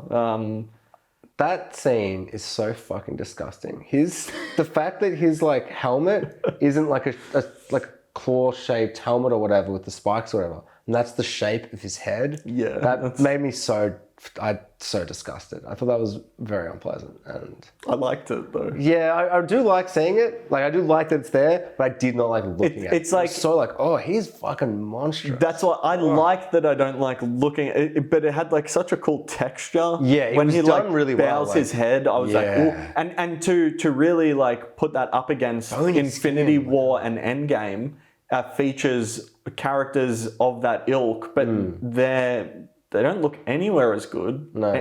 You know, like they're like kind of over-designed World of Warcraft characters, but they could have just been people. Talking about Thanos henchmen? Yeah, They're the weakest part of those movies. They've only got one. They belong in Zack Snyder's... Yeah, they very much should have been Darkseid's henchmen. They fit right in. You could put them in. I think they just went, we have to spend all the time on Thanos because he's got the character stuff. And these guys get whatever's left. You know, they just get the scraps of the design and the budget and the time. Because one of those girls in that movie, Too much work went into it. but one of those girls in that movie looks terrible. She looks like, and she's the one with the lace design where she looks the most human, but she looks just like the worst PlayStation 2 cartoon. Same as her partner in the movie, the guy with the scepter. He's got enough shit kind of hiding it, where she's just like, I don't know, they didn't give her like a helmet to guard it, because he's terrible too, but you can... Well, she has horns. Maybe she speaks more or something. I don't know. She's Yeah, always she gets really close-ups. Maybe that's it. It's at the end of the movie where they're like standing off and they're like, "This is the end," and she's like, "Yeah, it is." I'm like, "Ah, poison, kill it." Yeah, no good. Back to the other movie. What were we talking about? Justice League. Did you like how Darkseid got his ass kicked in the by the old superheroes? No, actually, that's a very big weak point. That is Really? that's a big boo. So they're like, this whole movie is Darkseid. Darkseid's coming. Like at the end of this movie, Darkseid's like, fucking the whole Armada, we're doing it. We're gonna win. We're gonna come and... Darkseid, you ain't got a chance. You got killed by 3 guys last time. This time there's those 3 guys and Batman. Like, you've got no fucking chance. What the hell does he think? We already know that they lose. So, I mean, for me, I'm watching it and I'm like, no, they're fucked because we know they're fucked. But they're only fucked in, I guess, the same ways. In Infinity War, they're fucked so that later on they can be unfucked again, I guess, you know. Because it's more interesting to die first and then they can all come back and, you know, save the world in that apocalypse future and stuff. But just, I'm not threatened by him if the only time, like, when he jumps out of that helicopter, not a helicopter, but you see a shot where you're up in the ship with him and he just jumps out and I'm like, holy fuck, we're gonna see Darkseid like halfway in the movie, like fully? I'm sure maybe we see that in Justice League, but I don't remember him being in it. It's Steppenwolf. Oh, okay, well that's kind of what I remember. And him appearing and doing all that stuff, I'm like, he's just made the ground look so fiery and cool, like top wide shot, like the bird's eye view, just beautiful stuff. And he's fighting and it's all incredible. All the heroes like Zeus or whoever the fuck it is, all doing their lightnings, all that stuff. So cool. But then, like 2.5 minutes into the invasion, he gets one Thor axe into the side, Thanos style, in the exact same spot as Thanos, and then he's got minions carrying him away, and he's screaming, and then they retreat, and I'm like, what the fuck? Like, yeah, they beat him. You don't. Yeah, I don't know. Just to beat him, literally in exactly the same way that Thanos isn't beaten, to me just felt so odd. I was like, I can't help but escape the two. Like, they look so similar and have the same world-ending kind of goals against this hero. Like, it's just... And to have him be defeated so easily and then there's just a shot of him being like, oh, and he faints. I'm like, he's not the badass. And I just feel like if you're going to have this scene, have him kill one of the heroes or do something. Because to me, it was like... I think he does. When he's like... Doesn't he kill the Green Lantern? Oh, he kills the Green Lantern. Yeah. Oh, yeah. Yeah, that's pretty sad, I guess. But I don't know that Green Lantern. I did a close-up of that Green Lantern. I'm like, I don't read those. I don't care. I think what you're doing with this sequence, I could kind of do about anyone in the movie. So I'm not even saying I disagree with you. Yeah, I'm just saying that, like I can have one of two conversations about this movie. I can take a sequence and I can go, this is why it doesn't make sense. Like, I think the only sequences that make a lot of sense are like what we've talked about, the Flash, and I think the Batman. There's some really good character payoffs, and like Wonder Woman doesn't really get anything to do. Her power set isn't as visually interesting for the most part. So I think that's where Zack Snyder shines as a filmmaker. And that is why, in large part, it seems like all the other characters get the wonderful moments. Like, she's just got a lasso and a sword and a shield, and he's not really giving her much. And like, if you think about all the action sequences, I feel like the Atlanteans are kind of the most boring. No, sorry, the Themyscirans, the whatever the fuck they're called. I'm getting all the names. Themyscirian. Yes. Yeah. They're the kind of the least warrior interesting. chicks. Yeah. Yeah. The warrior race. And in a movie with so much going on, it's like, Though you say that, I really liked all the Themyscira action. Way more. Like, this was the only time where I was like, yeah, those arrows, like, shoot them with arrows. I feel like in, like, Wonder Woman, they, like, fight some guys, like 20 guys with guns, and they lose, maybe? I don't know. They don't lose, but I feel like they get pwned. I'm like, yeah. I think in this, it felt more like... I think it's a coherent action sequence. I think it's, like, really... It's like horse cool chase how they're is just so- trying to keep off, you know? When keep she's it away from them. tying the thing onto the arrow and dives and shoots the bow. And there's like three or four of cool. those moments. There's also a little bit too, I think there's a moment when they're still in that cathedral thing and he first shows up and she gets the box and then she runs and does like a backflip and kills someone. And I'm like, that was completely like, you could have just killed the guy. She runs up the wall, does a backflip backwards, and stabs him downwards. Yeah, it's a nonsense move. But that's kind of like the stuff that like you would have trimmed for the theatrical. Yeah, cut it way down. I don't know that scene. Like, there's like 20 Amazonians, and he's just like throwing them off him, and like that. The pylon, there's some really. And like I said, I think I liked when they came, like they just try and sink it, and then the chase is on, and it's a good sequence, and it's mostly CGI and animated, but yeah, some of it looks terrible. There's a few shots where like the most muscly, beautiful woman you'll ever see is just like smashing like wood in slow mo, and all the wood's like it's all a bit. There's one shot though in particular where she slides out Indiana Jones style, and the thing closes and the temple's closed, and then she's sliding like all the way down, like she's lying down on a skateboard or something, and then her whole body just goes whoop and comes flying up in this really unnatural motion, and then you see the cathedral from one weird angle, low shot. That's the worst looking thing I've ever seen in my life. That one visual effect, I was like, this is the time you get up and you walk and grab a beer. Like that is. I'm not looking at that. That's it was so, and there's a few shots in that later where it's just like so bad. And then it cut to a shot like 2 seconds later that's more important, where she's looking down at the water, and the water looks so good. And it's obviously CGI. And then all the monsters come out and it all looks pretty good again. But there's just a few shots like that every now and then that are just like being given the short end. And I wonder, is that because it's not gone to the movies? Like it's not going to look as good as like Man of Steel? Because I just watched Man of Steel, and there's no moments except for like right at the end with the Zod fight. They all still looks really good, like just a consistent. Yeah, we got a lot of time to make Man of Steel. Yeah, you know. So it's just that time, and well, he didn't get to finish the film, and then he had to. But couldn't he finish the CGI, like all the visual shots? You could just, I don't know. It just seems crazy that just give it the money to finish. I guess there's just no money in it, I guess. But you were also like having to start a lot of things again, and who knows what's available, and like if the same people are still available to work, like the world is so completely different now, place than it was in 2016 when they were making it, you know? So do you think some of the visual effects that don't hold up are because they were already done, and they're like, we'll just not touch that one?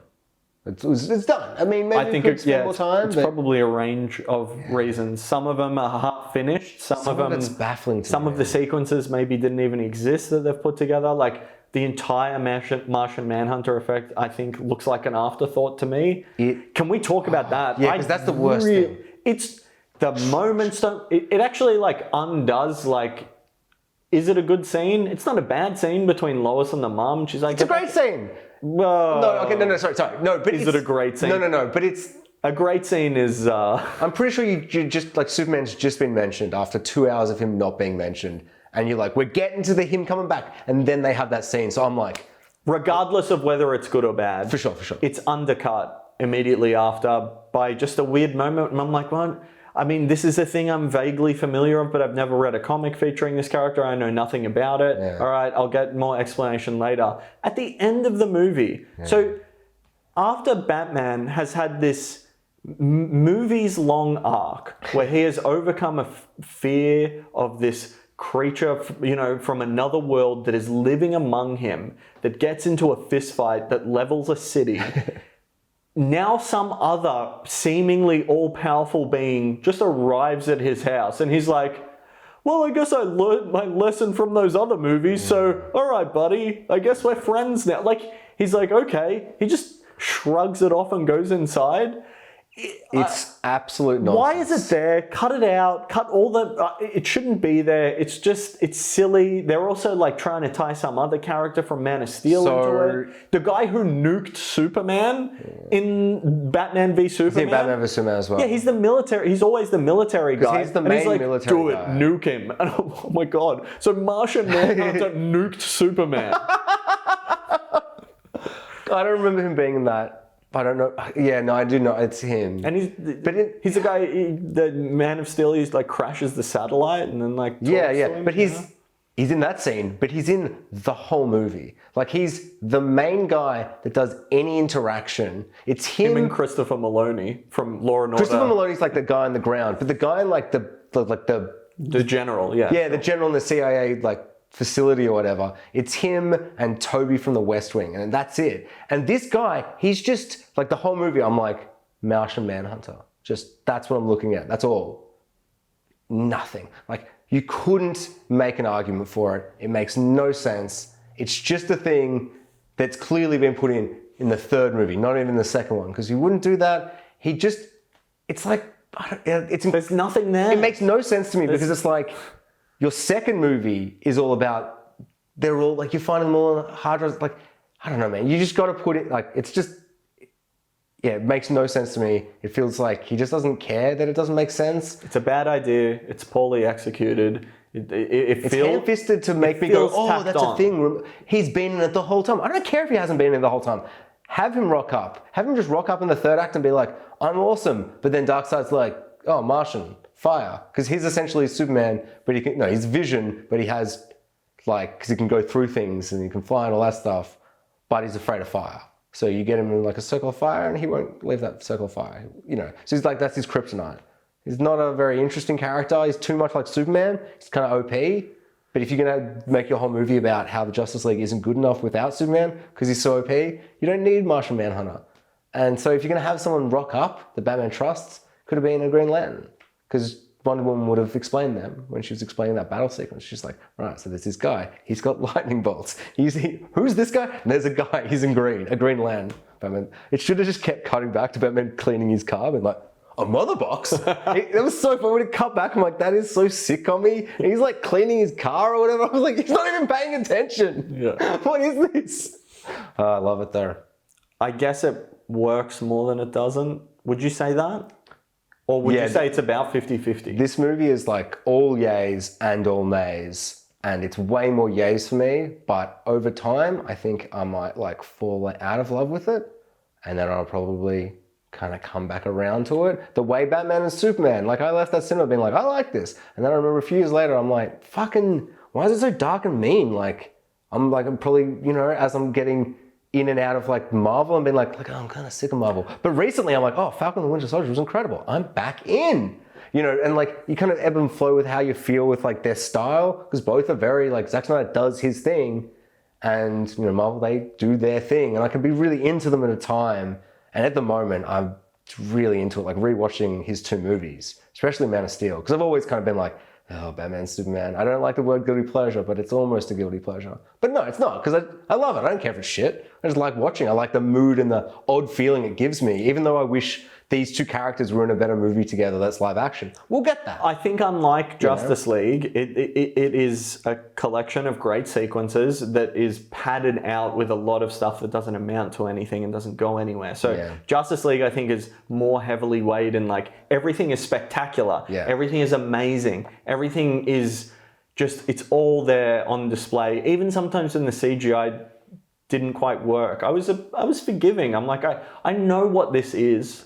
I know this wasn't the ideal way for this to have been presented to people, but I just appreciated how much he stuck to what he wanted to do, presenting it in the aspect ratio he did.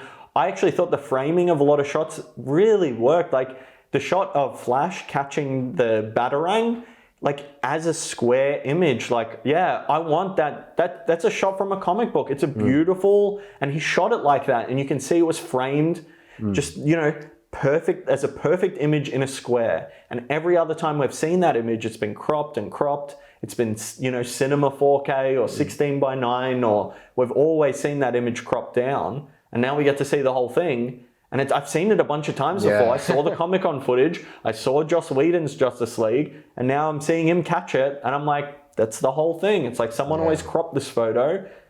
And it was made to be look like this. And it looks great. And I think, for the most part, a lot of the action sequences just benefit by having a little bit of negative space. By having that room to breathe. When things get cropped in too much, it's a lot easier to lose track of where everyone is. And I think he utilizes the space. And a lot of people shoot in, you know, cinema widescreen with the black bars on the top and bottom, and they put the character on one edge of the frame, and then it's just out of focus area. It's technically proficient, but there's no artistry. And I feel like Zack Snyder for all the things he lacks, he's an artist and he uses that frame, and he's constantly like delivering just wonderful imagery. I don't know. It's like I had it just playing on the computer over there when you came over with no sound on, because it's almost just a wonderful like mood piece silent film to throw on in the background, and you'll look over and be like, whoa. Like Aquaman's fighting him now, and then 10 minutes, 20 minutes later they're doing some other crazy shit, and I don't know. You just saying that, I'm like, that kind of makes it's like, I wish I was a kid and I got to have this, you know? Yeah. I mean, then there's like a scene specifically. There's a scene where, this scene where Darkseid gets beaten by all the Age of Heroes, like the old gods. And like I did say I didn't like that Darkseid got beaten so easily. But I was like, what do I want? I forgot that he killed someone. I'm like, I feel like she should have done some damage or something. So I don't know. It's just him losing. I'm like, oh, it's less tough now. But the shot of all the heroes just screaming and being like, ah, like that can play a lot of ways.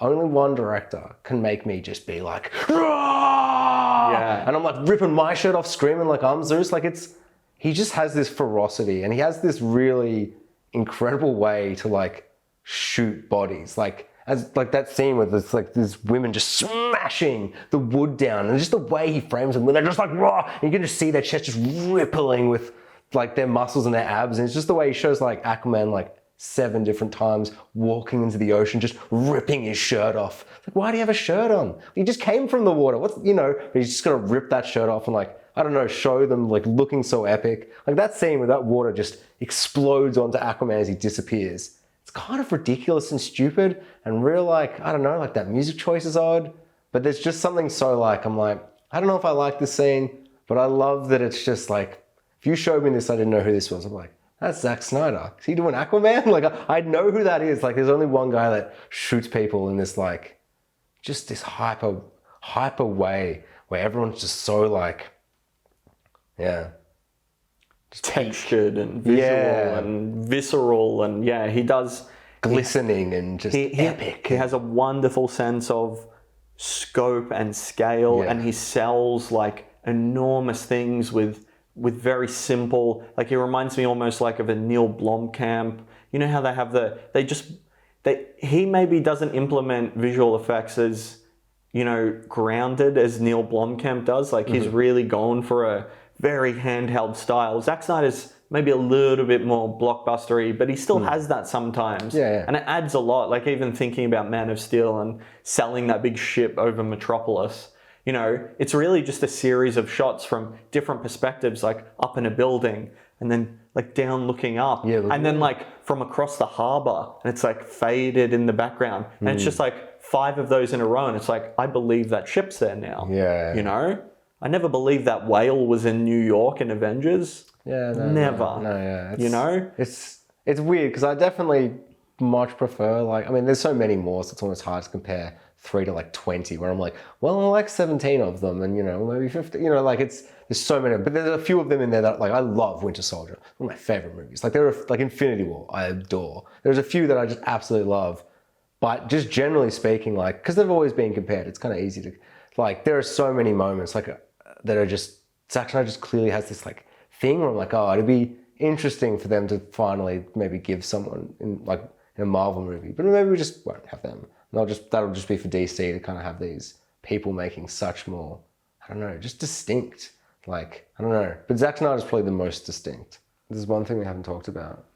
Steppenwolf acts like a shark when he's underwater. He's all like, ah, which he never does. Like, can you imagine him when he's up there fighting Wonder Woman? If he just went, ah, and had a close-up of his face, you'd be like, Steppenwolf, what are you doing? But underwater, there's a jump scare where it like pauses for a moment. And Max was like, jump scare's coming, and then he was like, ah, and I'm like, still got me. I knew it was coming. But he just like does this stupid like, grrr. And then he does it like once or twice more in that scene. I just thought it was funny because they're like, let's have close-ups of him like just kind of gnarling like a shark. But then he kind of acts like a shark. Like he's like tearing them apart, like throwing their bodies. At one point he's swimming, he kind of just hits one of the dead bodies away, which I thought was pretty cool. And Mira. Magic powers. Yeah. She's That's like what sucking I want. water out of his face. Why wasn't that the first thing I mentioned? That's all I'm talking about. When I said with Green Lantern, it doesn't have to be everything. Just something interesting.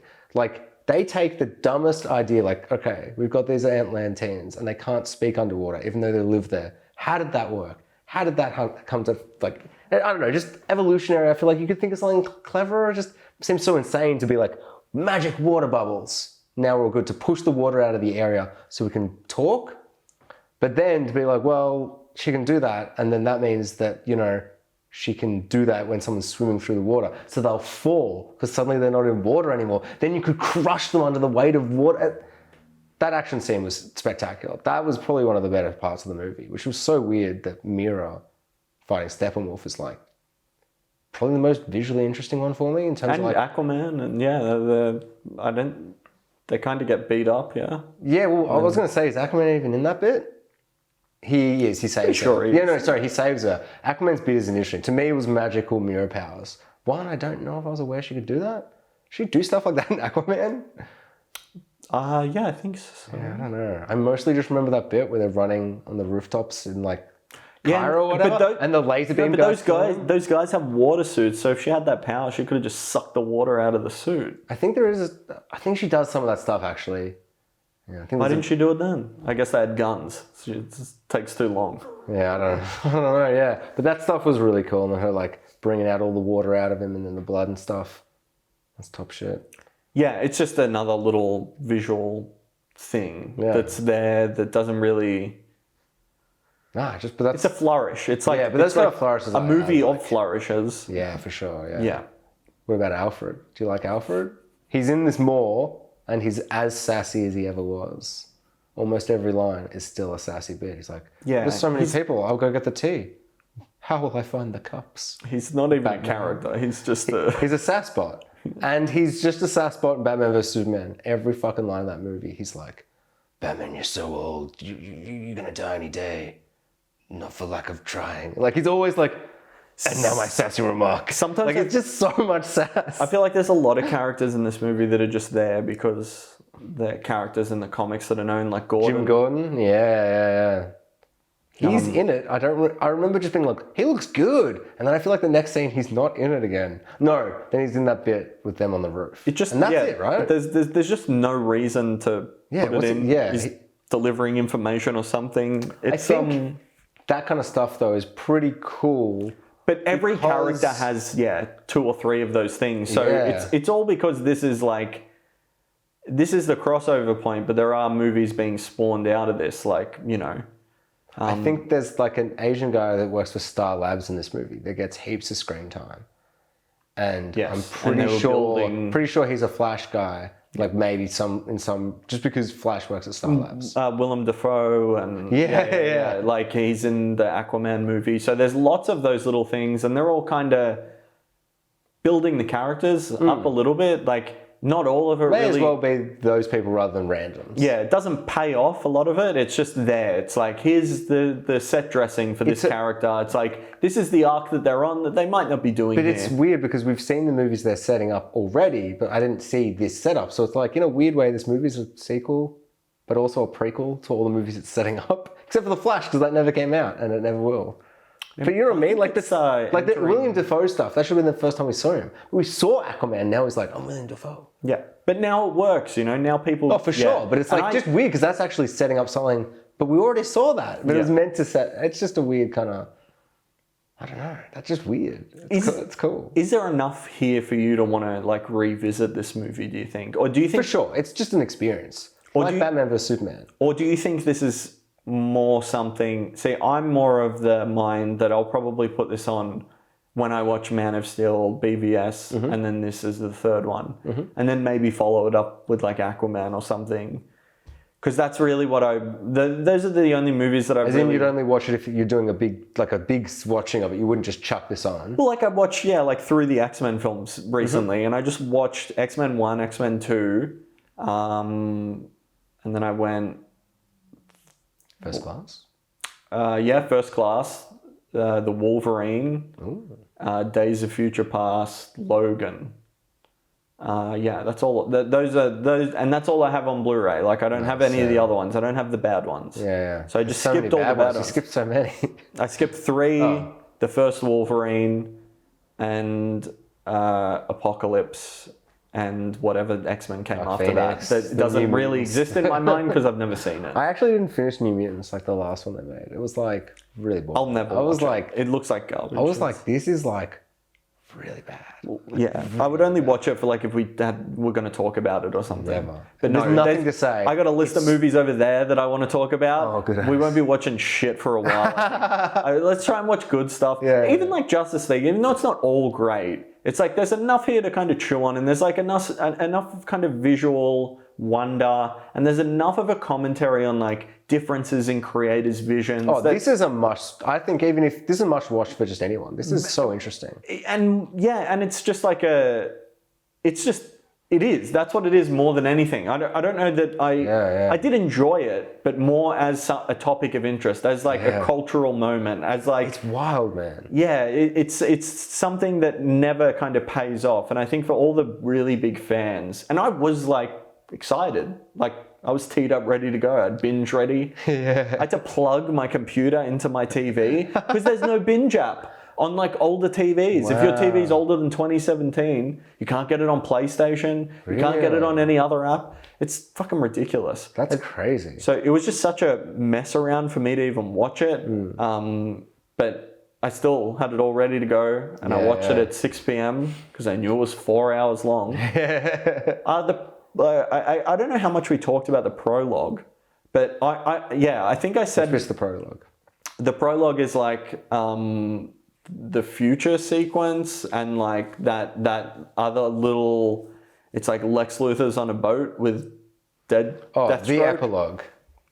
Yeah. Sorry, you said prologue? Prologue so I is was the like, beginning. do you mean the Age of Heroes bit, or do you mean this? So The epilogue. The end. So I like that the only reason that the tease for the Batman movie that's not happening, because they're making a different Batman movie now, where he's like, his name's Bruce Wayne, you're going to be spun off into his movie where you're going to fight.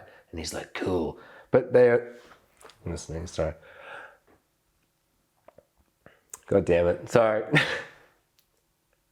And Deathstroke's only in that scene with Lex Luthor, because then he's like, wouldn't it be cool if a scene after, it's like actually in the future, they met up and he did forgive him for that eye, and now they're teaming up in Mad Max world. And I thought that was like pretty fun, like just a way to kind of use and salvage what already existed. Exactly, like you got that, so use it. And then I kind of go, wow, that's like a lot of world building there, where it's like, man, there was a movie we didn't see where they fought and then like teamed up, and now the world ended. So, or maybe he was on his way, then the world ended. Yeah, so now many... Batman and Joker are together. Like, everything's... That scene is so good. And then the dialogue is so atrocious. Which scene? The second scene. The epilogue scene. The Mad Max stuff in Justice League. So you did like it? I don't know. I honestly don't know, because to me, you put Joker in your trailer like 2 weeks before we all watched this movie that we're all going to fucking see anyway. You didn't need to put him in the trailer. Should have just been a surprise. Can you fucking imagine if you got to the end of this fucking 4-hour movie and your reward was like insane Zack Snyder, Jared Leto? I think it would have been way better. We wouldn't have seen him yet. And it's all out of focus, and then right at the end it snaps into focus and you're like, fuck. I agree that it would have maybe been better to just have that surprise, but also it wasn't that good. So I'm not really that for sure down as well. Okay, yeah. Like if it were amazing, I would have been like, oh, I wish I got to experience that. But it's just not. No, it's like, remember when I killed Robin? I want to jerk you off. That's it. Yeah. Like that's all I remember. That's all I'm ever going to remember. That's all. We live in a society. But he doesn't even say that, does he? I don't know. No, I don't think he says it. It's a blurry haze. I don't The think whole he says scene is a blurry haze. Like, which means it's.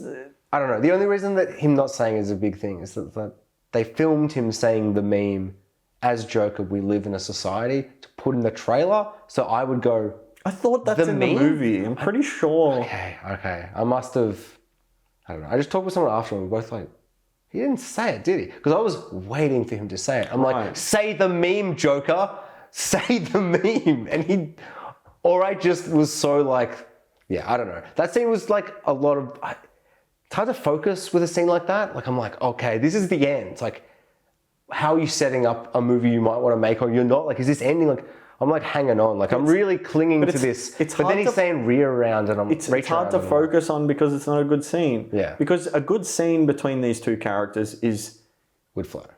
you give it time, you let it breathe, you create an obstacle, an intention, and a difference, and the I guess the riff in this scene is that they're actually working together, but it just the point of a scene, the point of like two characters talking, I think is to change or grow and evolve or overcome or something. It's just like a conversation on the way to nowhere.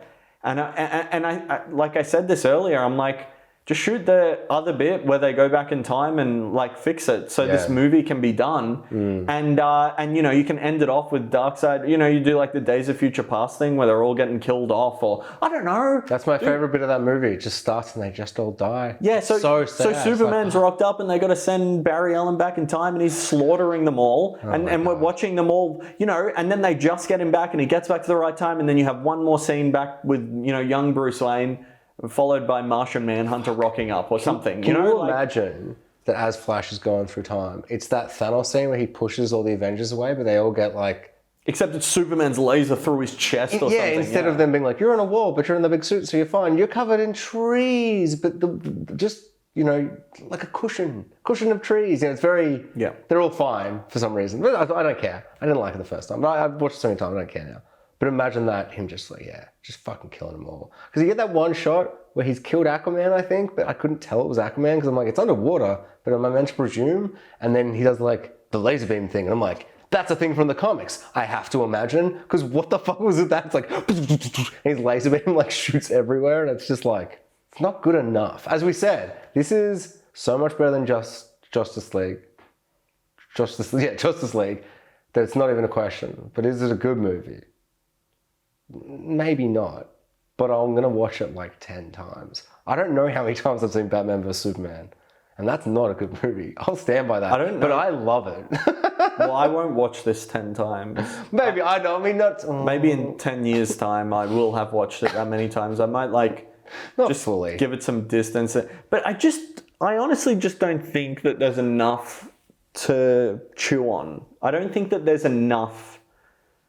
There are wonderful visual sequences. I guess that's why I would want to kind of forget about it before I rewatch it again, because I just want to experience those little moments that I really enjoyed. For sure. And there's, I guess, enough of them sprinkled throughout. Like, you know, Man of Steel, Batman, Superman, and Justice League. They have like wonderful superhero sequences. He's brought things to life that, you know, other filmmakers, they can't do like he can. It's completely unique and his own, and he has a take. And he has, like, it doesn't always work, and sometimes it's a little bit on the nose, and sometimes he uses the wrong music, but sometimes he uses just the right music, and everything comes together really well, and the moment works, and it, you know, there's enough of that there to make me want to revisit it, and it's why I have kind of gone back and watched Man of Steel and stuff again, and, like, I love Red Letter Media, and I love how much they shit on and take down the movies. Yeah. But sometimes I feel like, they don't really give the credit that, like, he is doing all this silly stuff, but he's also really good at a lot of things. Like, he's a really incredible filmmaker. I guess maybe it's just a sensibility thing. Like, just enough of the sensibilities are different that you're willing to go, no, it's all trash. Yeah. For some people. I mean, yeah, because definitely some people feel that way, because people are pretty harsh on Man of Steel and Batman vs Superman. Pretty harsh, which is pretty fair in a lot of ways. But there's just some, there's just like a feeling of it. Like just, I don't know. I feel like lots of people are like, oh my God, the movie starts, slow-mo Martha dying, all this stuff. And I'm like, that's the best Batman parents' death you'll ever ask for. It's like the gun's getting caught in the fucking jewels and they're going, I'm just like, it's best. Like it's, I don't know. It's like, I just think the way he does it is like, it just has this bizarre feeling to it that I just love. And it's just very unique. What's that word for, like an auteur? Like you can see his like stamp on all his work in a way where it's like, there's a character in this who's like, they've defeated Darkseid. He's like, raw, he's the big muscly Zeus guy. I'm like, that's a shot from 300. That's good as. It like has that Zack Snyder kind of, feel about it, the color palette, the story beat of a man with no shirt on screaming at the camera. which used to be really off-putting, and then like I think Watchmen like won me over, like rewatching it. I haven't seen that in a very, very long time. Yeah, that loved it in the years and years cinemas. ago. Like I didn't see it when it came out. Oh, really? Yeah. No, I didn't go to the movies and say. I mean, I don't think anyone went to the movies and saw it. I did. I saw it with like 10 friends. We were like, boo! Yeah. Was the cinema full? Well, almost definitely not. Probably empty. Yeah, probably. I don't think it made a lot of money, But but it it is. during the day as well. So And it should have he should have really flipped. He should have done if he'd done like the Man of Steel Justice League stuff in 2008, he would have been kind of ahead of the curve, and all of this would have come out at a better time. And he should be doing Watchmen now, the big deconstruction superhero thing. You know, that's what you do. So weird. You do the real thing first and then the deconstruction after, but he did the deconstruction first and then he went to just the thing that was deconstructed, and then he's also trying to deconstruct the Justice League ahead of time. He's already pulled them apart before he's put them together. There are sequences of world-ending chaos before there's even mention of them becoming a team. Batman wants to kill him. Everything's fucked. You haven't even made the movie yet, dude. You're working so far ahead. Slow down. yeah, there's a lot of that. I think a lot of my stuff with all especially the first two. Oh, and Justice League, because I feel like in a lot of ways I have seen this 3 years ago. I know what these are at this point. They are what they are. So I started Man of Steel. I'm like, I know what this is. I know the last 45 minutes is just him killing people in buildings. I know what it is. I watched it. I'm like, I really feel like he doesn't cause that much damage at all. Well, it's just that a lot of damage is caused. Sure. Yeah? There was general. just in my mind, I'm like, I'm expecting to sit there and for 5 minutes being like, stop killing people, Superman. But I'm just watching it being like, this looks fucking incredible. And this is what would happen. Looks incredible. And it's like anyone being like, you should worry about the people. That is a Superman you're taking from other source material. This Superman is fucking wandering around the world being like, smashing people's trucks because they're mean to him and fucking saving oil rigs without a shirt on. It's like, this Superman doesn't know what the fuck is going on. He finds out he's an alien. 2 days later, aliens come and they're like, we're going to fucking kill you because you're an alien. Now he's fighting them. He's not thinking about, I need to stop these buildings. You know what I mean? It's just... I don't think it was 2 days. Did you find out when he was a kid? No, because there's a scene just before Zod appears, because Zod's not in the movie. Zod's in the movie for the whole chunk at the start. So good. Dragon. He flies a dragon. His dad, Jonathan Kent, tells him he's an alien when he's a kid after he saves the school of bus children.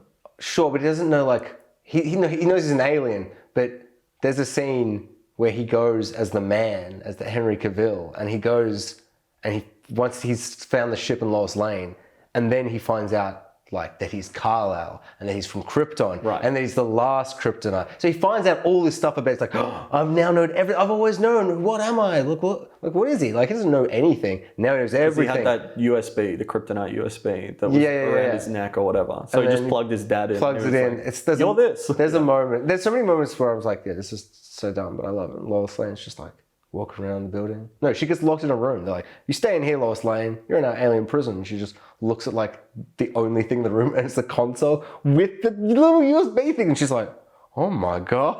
It's like, oh my God, this is nonsense. But it doesn't matter because Jor-El rocks up. And he's like, well, is it nonsense? That makes perfect sense. They got the same tech. Yeah, no, it's just funny. It's like, imagine locking your prisoner in a room and all there is literally a computer with a USB plug, and all they needed was that. It's just funny. Yeah. There's those things throughout it, but I don't care because as soon as she does that, Jorah rocks up, and that action scene where he gets her through the ship, it's so cool. He acts so good in this movie. Russell Crowe is so good in Man of Steel. I don't know. I feel like I wanted to see him come. In Batman vs Superman, he has a dream of his dad. Has a vision. The dad's something about rivers curving and you save some people, but you'll hurt others. It's something about saving yourself. He saves his farm and then kills another farm the next day or something. And he tells his story, but it's essentially Superman having a discussion with himself about what he'd imagine his dad would be telling him. And it would have been really cool to bring back Russell Crowe. I think. I don't know why. Just because, I don't know, the third, yeah. I think they use his voice. They do. They use both their voices. I don't think that really works. I'm probably as into that Superman as you could possibly be because he's almost nothing, but I kind of love him. Just Henry Cavill just looks so good as But Superman. they just made a point in Man of Steel of like, I think saying that was it for Jor-El's, like the memory of him. So I guess that's why they didn't bring him back. Yeah. Fair enough. Because I think he dies in Zod's ship when they, like, and he's like, this is it, you know, because all that's left of me is on this thing. Oh, yeah, that's true. It's like, yeah. So within the context of the world, it kind of makes sense. But I don't know. I guess, did you think there would be more Clark Kent, Superman stuff in the movie? Yeah, because it feels like there is a lot in the other movie, but maybe that's just because that's all I remember, is that when Superman rocks up, I'm like, I like Superman. He's smiling now. Because he's like in that other one, which I actually really like. And that's mostly gone.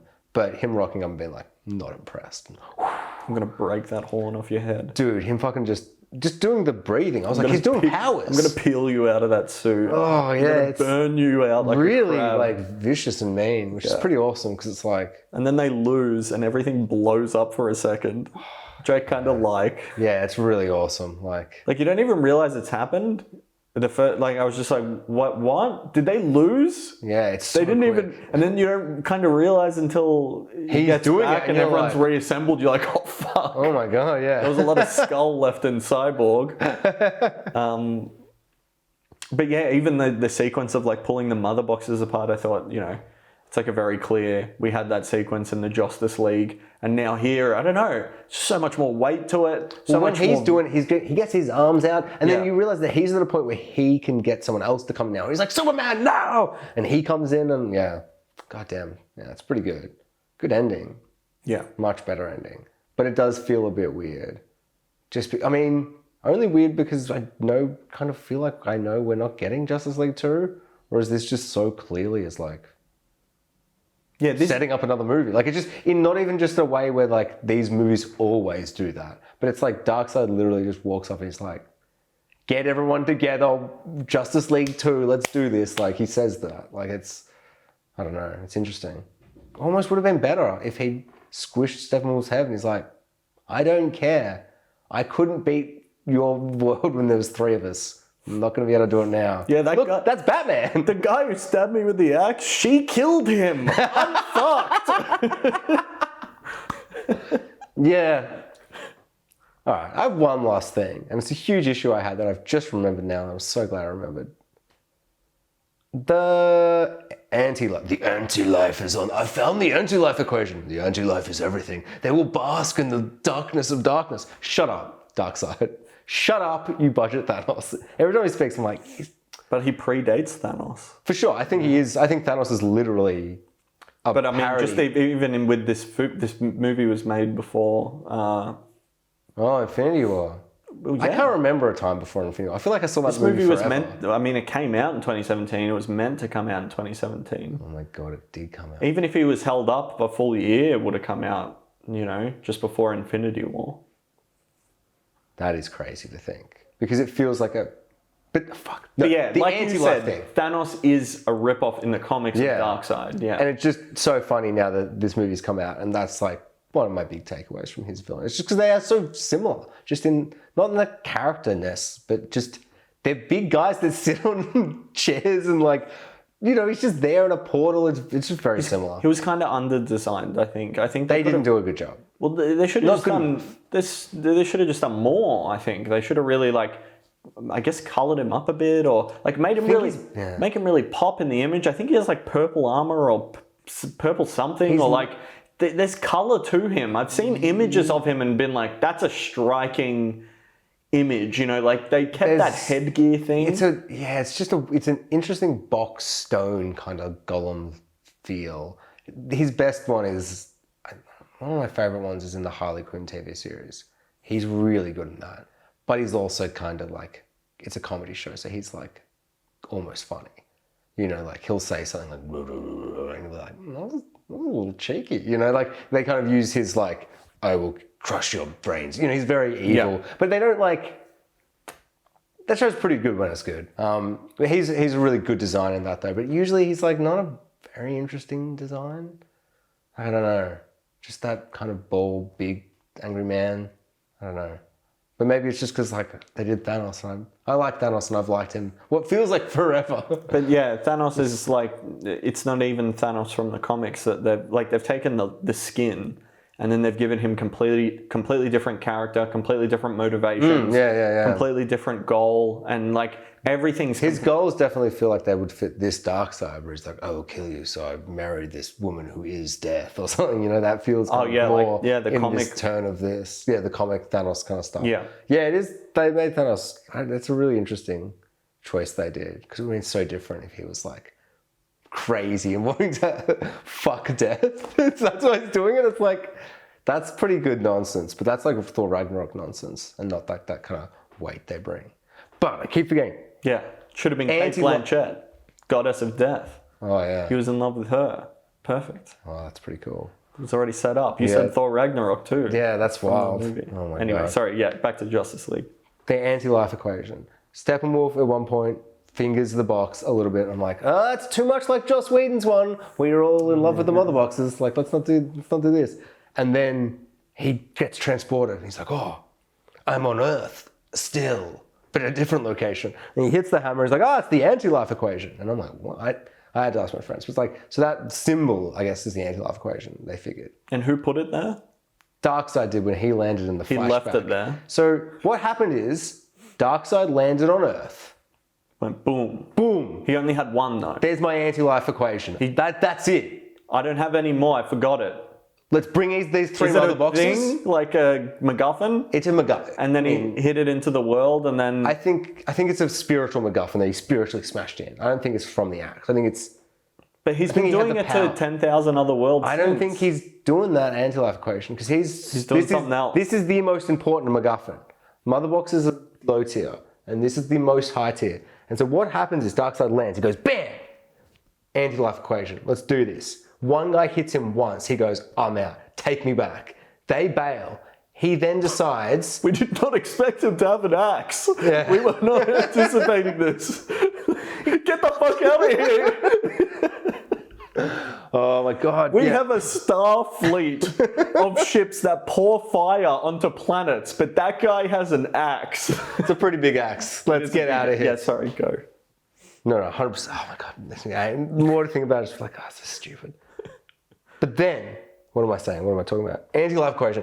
So then he decides, I'm going to leave this planet, the only planet that's beaten him, because he's like, I hold a grudge. I've taken over 100,000 planets. He forgets where it is. When his henchmen turn on him, because it's implied Steppenwolf was part of a coup, then realized that coup was bad and killed them, killed all the other henchmen to be like, so kind of like, so you get all this kind of stuff. To punish him, he's like, you got to kill 50,000 or 50,001 planets. Destroy them and conquer them. Because he's like, you still have 50,000 planets? You owe me 100 souls. So I understand that they're doing big numbers of planets. But I just can't imagine if you have one thing, your one anti-life equation, and the planet you died from, why did you tell everyone to like delete where you went? Like, you went there. They don't have maps. There's no maps on those ships. But well, it's just a big ship that can fly places with no navigation system. They just shoot around the universe hoping they'll find the right planet. None of it makes sense. None of it has been thought out. So if that is the explanation... It's not. I'm making shit up. Sorry. What are you talking about? I don't know, because you were just saying it so bluntly back to me. I'm like, okay, so if that's what they say, that's nonsense bullshit. To me, that's the biggest... And then Steppenwolf called him. He was like, remember when you got your ass handed to you and then you forgot that time is well documented, Steppenwolf. And it's just so, I don't know. That really annoyed me. I'm like, that is so lazy. Because we're already chasing MacGuffins. He's like, you could just be like, when the mother boxes form, he'll come. I mean, they have to form and then that's the end of the world. So you get the end of the world. So if they had gone through with that plan, Darkseid would have been killed too? Who? Well... So if Steppenwolf put he does. I think the portal would have just closed. But isn't it the anti-life equation? No, the mother boxes aren't the anti-life equation. That's a separate MacGuffin. That's why I'm so annoyed that there's a separate MacGuffin. That doesn't make sense. Because, the mother boxes are the same. But I kind of had a feeling there was lots of witches he carried around with mother boxes. He's just got a bunch of witches. And he's setting off mother boxes everywhere. But the anti-life equation, they make it as a bigger deal. And it just doesn't make sense to me. It was actually the first point I was So, going to raise. but didn't the I mother forgot. boxes destroy the anti-life equation? So, like, Steppenwolf achieving his goal Maybe, I don't know. Oh, I see what you're saying. destroys the entire Earth. Like, Flash goes through, there's like nothing left. It's been obliterated. It's just cosmos and fucking nothingness. And then he watches it all reassemble, including Steppenwolf, by the way. But isn't it going to terraform back? But everything's gone. Like, there's nothing left. Yeah, no, I'm only just...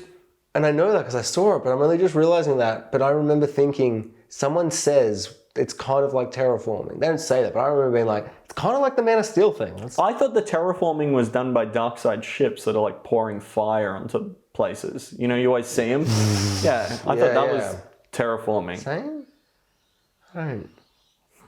Oh, God. We've gotten into a big issue here because I've heavily criticized one bit because I'm adamant I remember it like this. And you've said one counter and I've gone, I don't remember the whole film. It's so long. Well, Maybe there was a whole scene I about think you do. I think you actually remember it better than I do. But it's just like when you start asking questions, it's very obvious that they haven't thought this through. And to be fair, like Marvel didn't think Thanos' plan through until Infinity War. Like it was just nonsense and like lurking in the shadows.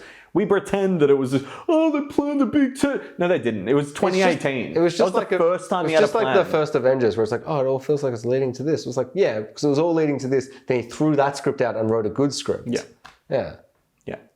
But yeah, no, Darkseid doesn't make any sense. Him being beaten, and you know they should have beaten him and fucking kicked him into a wormhole. You know, like 300 style. Ares should have kicked Darkseid into a wormhole and been like, fuck you, cunt, you're never coming back. He gets like, flies into oblivion and he has to crawl his way out. He makes it back to this reality. He like raises an army and he's like, you find that fucking planet, you cunts. Like he gets his army out into the far reach. Steppenwolf finds it. He's like, finally I can. And that's what this movie is. It's almost the same, but it's like just that one little bit of explanation. Like really beat him. Like, you know, you get one of the other like crazy comic characters to summon a portal and knock him in. And I think there's two shots in it that really just don't work for me with it's like being carried away when you're like the big tough guy. It's like if you're that tough guy. It's like in The Hobbit.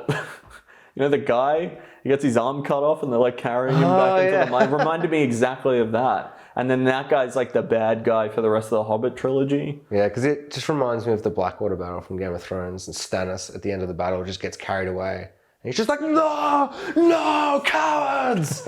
And it's like, good, but he's a man. He can't like, and he's not going to hurt, he's not going to kill them. So I don't know, I buy that. Whereas this, I'm just like, and then the real shot though for me is like, he gets put on his ship and he goes like, he like reaches up his body off the ground and he just kind of goes, ooh, and he faints. Like he's like, and I don't know, there's something about that that I'm like, although if he looked really good, maybe it's just that as well. Like the effect, I'm just like, that's your big guy. He's just a weird character though, because it's like he's a big guy, but he's nothing. He's nothing. He's literally nothing. Especially when like, at least Marvel were clever enough to be like, when we put him in and do it, we're doing it all in one movie. He's not in the other movie. He dies at the start. Like in two, he's just making tea and seasoning his food, and he gets killed. He's a teaser. Oh no, he's in the rest. I don't like him later. But he's the equivalent of 2012 Thanos in the Avengers. 100%. He's just like, exactly that. There's like a big guy, that. paint him. They didn't even do that. They just CGI'd a thing. And then got some theatre actor to play it. That's why you don't know who it is, you know? Yeah. Anyway, I think I've pretty much said all I can. Have. Yeah, and I feel pretty good. I honestly don't want it to feel like I'm being too negative or too positive, and I feel like I've kind of gone back and forth. But not like in the mid, like this is, okay, wait, sorry to interrupt, but this is like the most 50-50 I've ever been about a movie, but I'm not like, meh. Like I'm not sitting on the fence.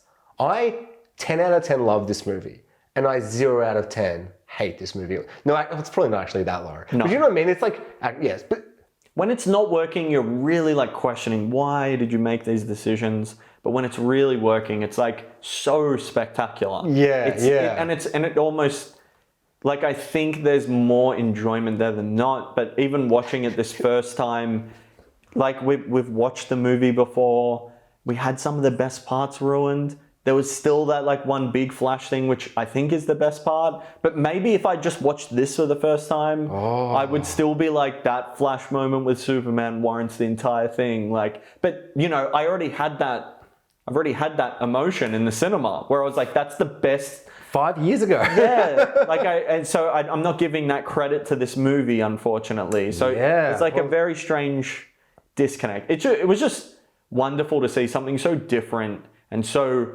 completely someone's vision and just unrestrained, and it's super interesting. And I'll probably buy it in 4K and put it on my shelf next to Man of Steel and BVS, and I'll watch it in like 5 years. I'll watch all three of them and I'll be like, this is it. An almost great like interpretation of these things that didn't quite see it to the end, but there's enough here to warrant its existence. I reckon until this movie actually, like a few weeks ago, I started getting very excited. But for a long time, I was like, I don't care.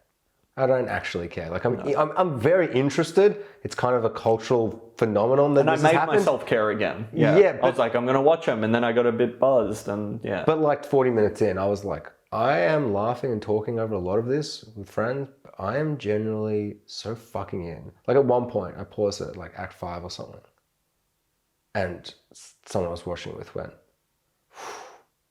still a lot to go. And I was like, oh, if this was 6 hours long, I would be watching it all in one. You know, like it's just, I don't know. There's something about it. It's so fascinating. Yeah. I saw a review that said, which I agree with, that like even putting it up against like what we're essentially doing is binging a series when you're watching it, you know. Yeah. Like The Mandalorian season 1 isn't as long as the Snyder Cut, the Justice League, weirdly. Yeah. Like you can watch that. If you skip the credits, you can tear right through it. Yeah. But someone said that, you know, like in this age of binging, like binging this, it doesn't even function like the binging dramas do, where they have like a hook every 40, 50 minutes. Like they really have to reel you back in, and like Netflix know that people normally drop off by episode 3. So they really hook you in episode 3 to keep you even a couple more. Because once you're that far in, you've got like sunken cost fallacy. Yeah, I'm almost near the end. All right, I'll finish it off. Yeah, 100%. And then a big tease at the end. And there's a rhythm and beats to it that, like, I didn't get watching this. It was like, I didn't know where the moments were. I didn't know when it was going to come. I don't know when we're going to cut to the future. I don't know when this is going to go sideways and just be something completely different. And then everything re-visualized in Snyder aesthetic was better. So it made the experience very easy for me, you know, because it was all better and I'd seen it before. I think having those parts does help kind of just, I don't know, like keep it in a rhythm of me being like, we're here. Yeah. Because being such an unwieldy long movie without really a generic, well, not generic, whatever the word is, beginning, middle, end, you know, you just kind of classic structure that your body, you're like, oh, we're getting to the end. Because you kind of get to that point where they're like doing the mid bit. Yeah. But having those parts, like it would just, they'd be like, we need to get the team. Like Wonder Woman's like, where are the rest of the Justice League boys hiding? And it fades to black. And I'm like, chapter whatever. And it's like, chapter 3, something about mothers or whatever. And I'm like, oh, this will be the mother box cyborg bit. And I was right. It was my least favorite bit. All right. Well, let's leave it there. Thank you, everybody, for listening. Yeah, thanks so much. And we'll be back soon with more movie talk, and we'll probably try and do it a bit shorter than this. Yeah, well, you know, we wanted to keep them less unwieldy than before, but this is an unwieldy movie. No point in talking half-assed about it. I think there's like one little thing I need to edit in this conversation, but apart from that, we've kind of maintained the rhythm. Like, I don't really even need to edit this. So awesome. Less work for me. But if you want us to talk about any movies, we want to talk about more recent stuff. So anybody who has any ideas for us or any suggestions, send them through. And follow BlackRock Broadcasting on Facebook and Instagram. And follow Spoiler Talk. We're on Instagram, and we'll be other places soon. And if you're watching on YouTube, thanks for watching. If you're listening, go subscribe on YouTube. And if you're watching on YouTube, go subscribe on iTunes. Podcast, or whatever, And leave us reviews and comment and like and dislike. And what did you think about Justice League? If you fucking hated our takes, hit the dislike button and write a really long, mean comment about how much you dislike our And if it's really mean but has 5 stars, we'll read it out. Yeah. Spoiler Talk is produced by KCBN Studios and Space Kraken Media.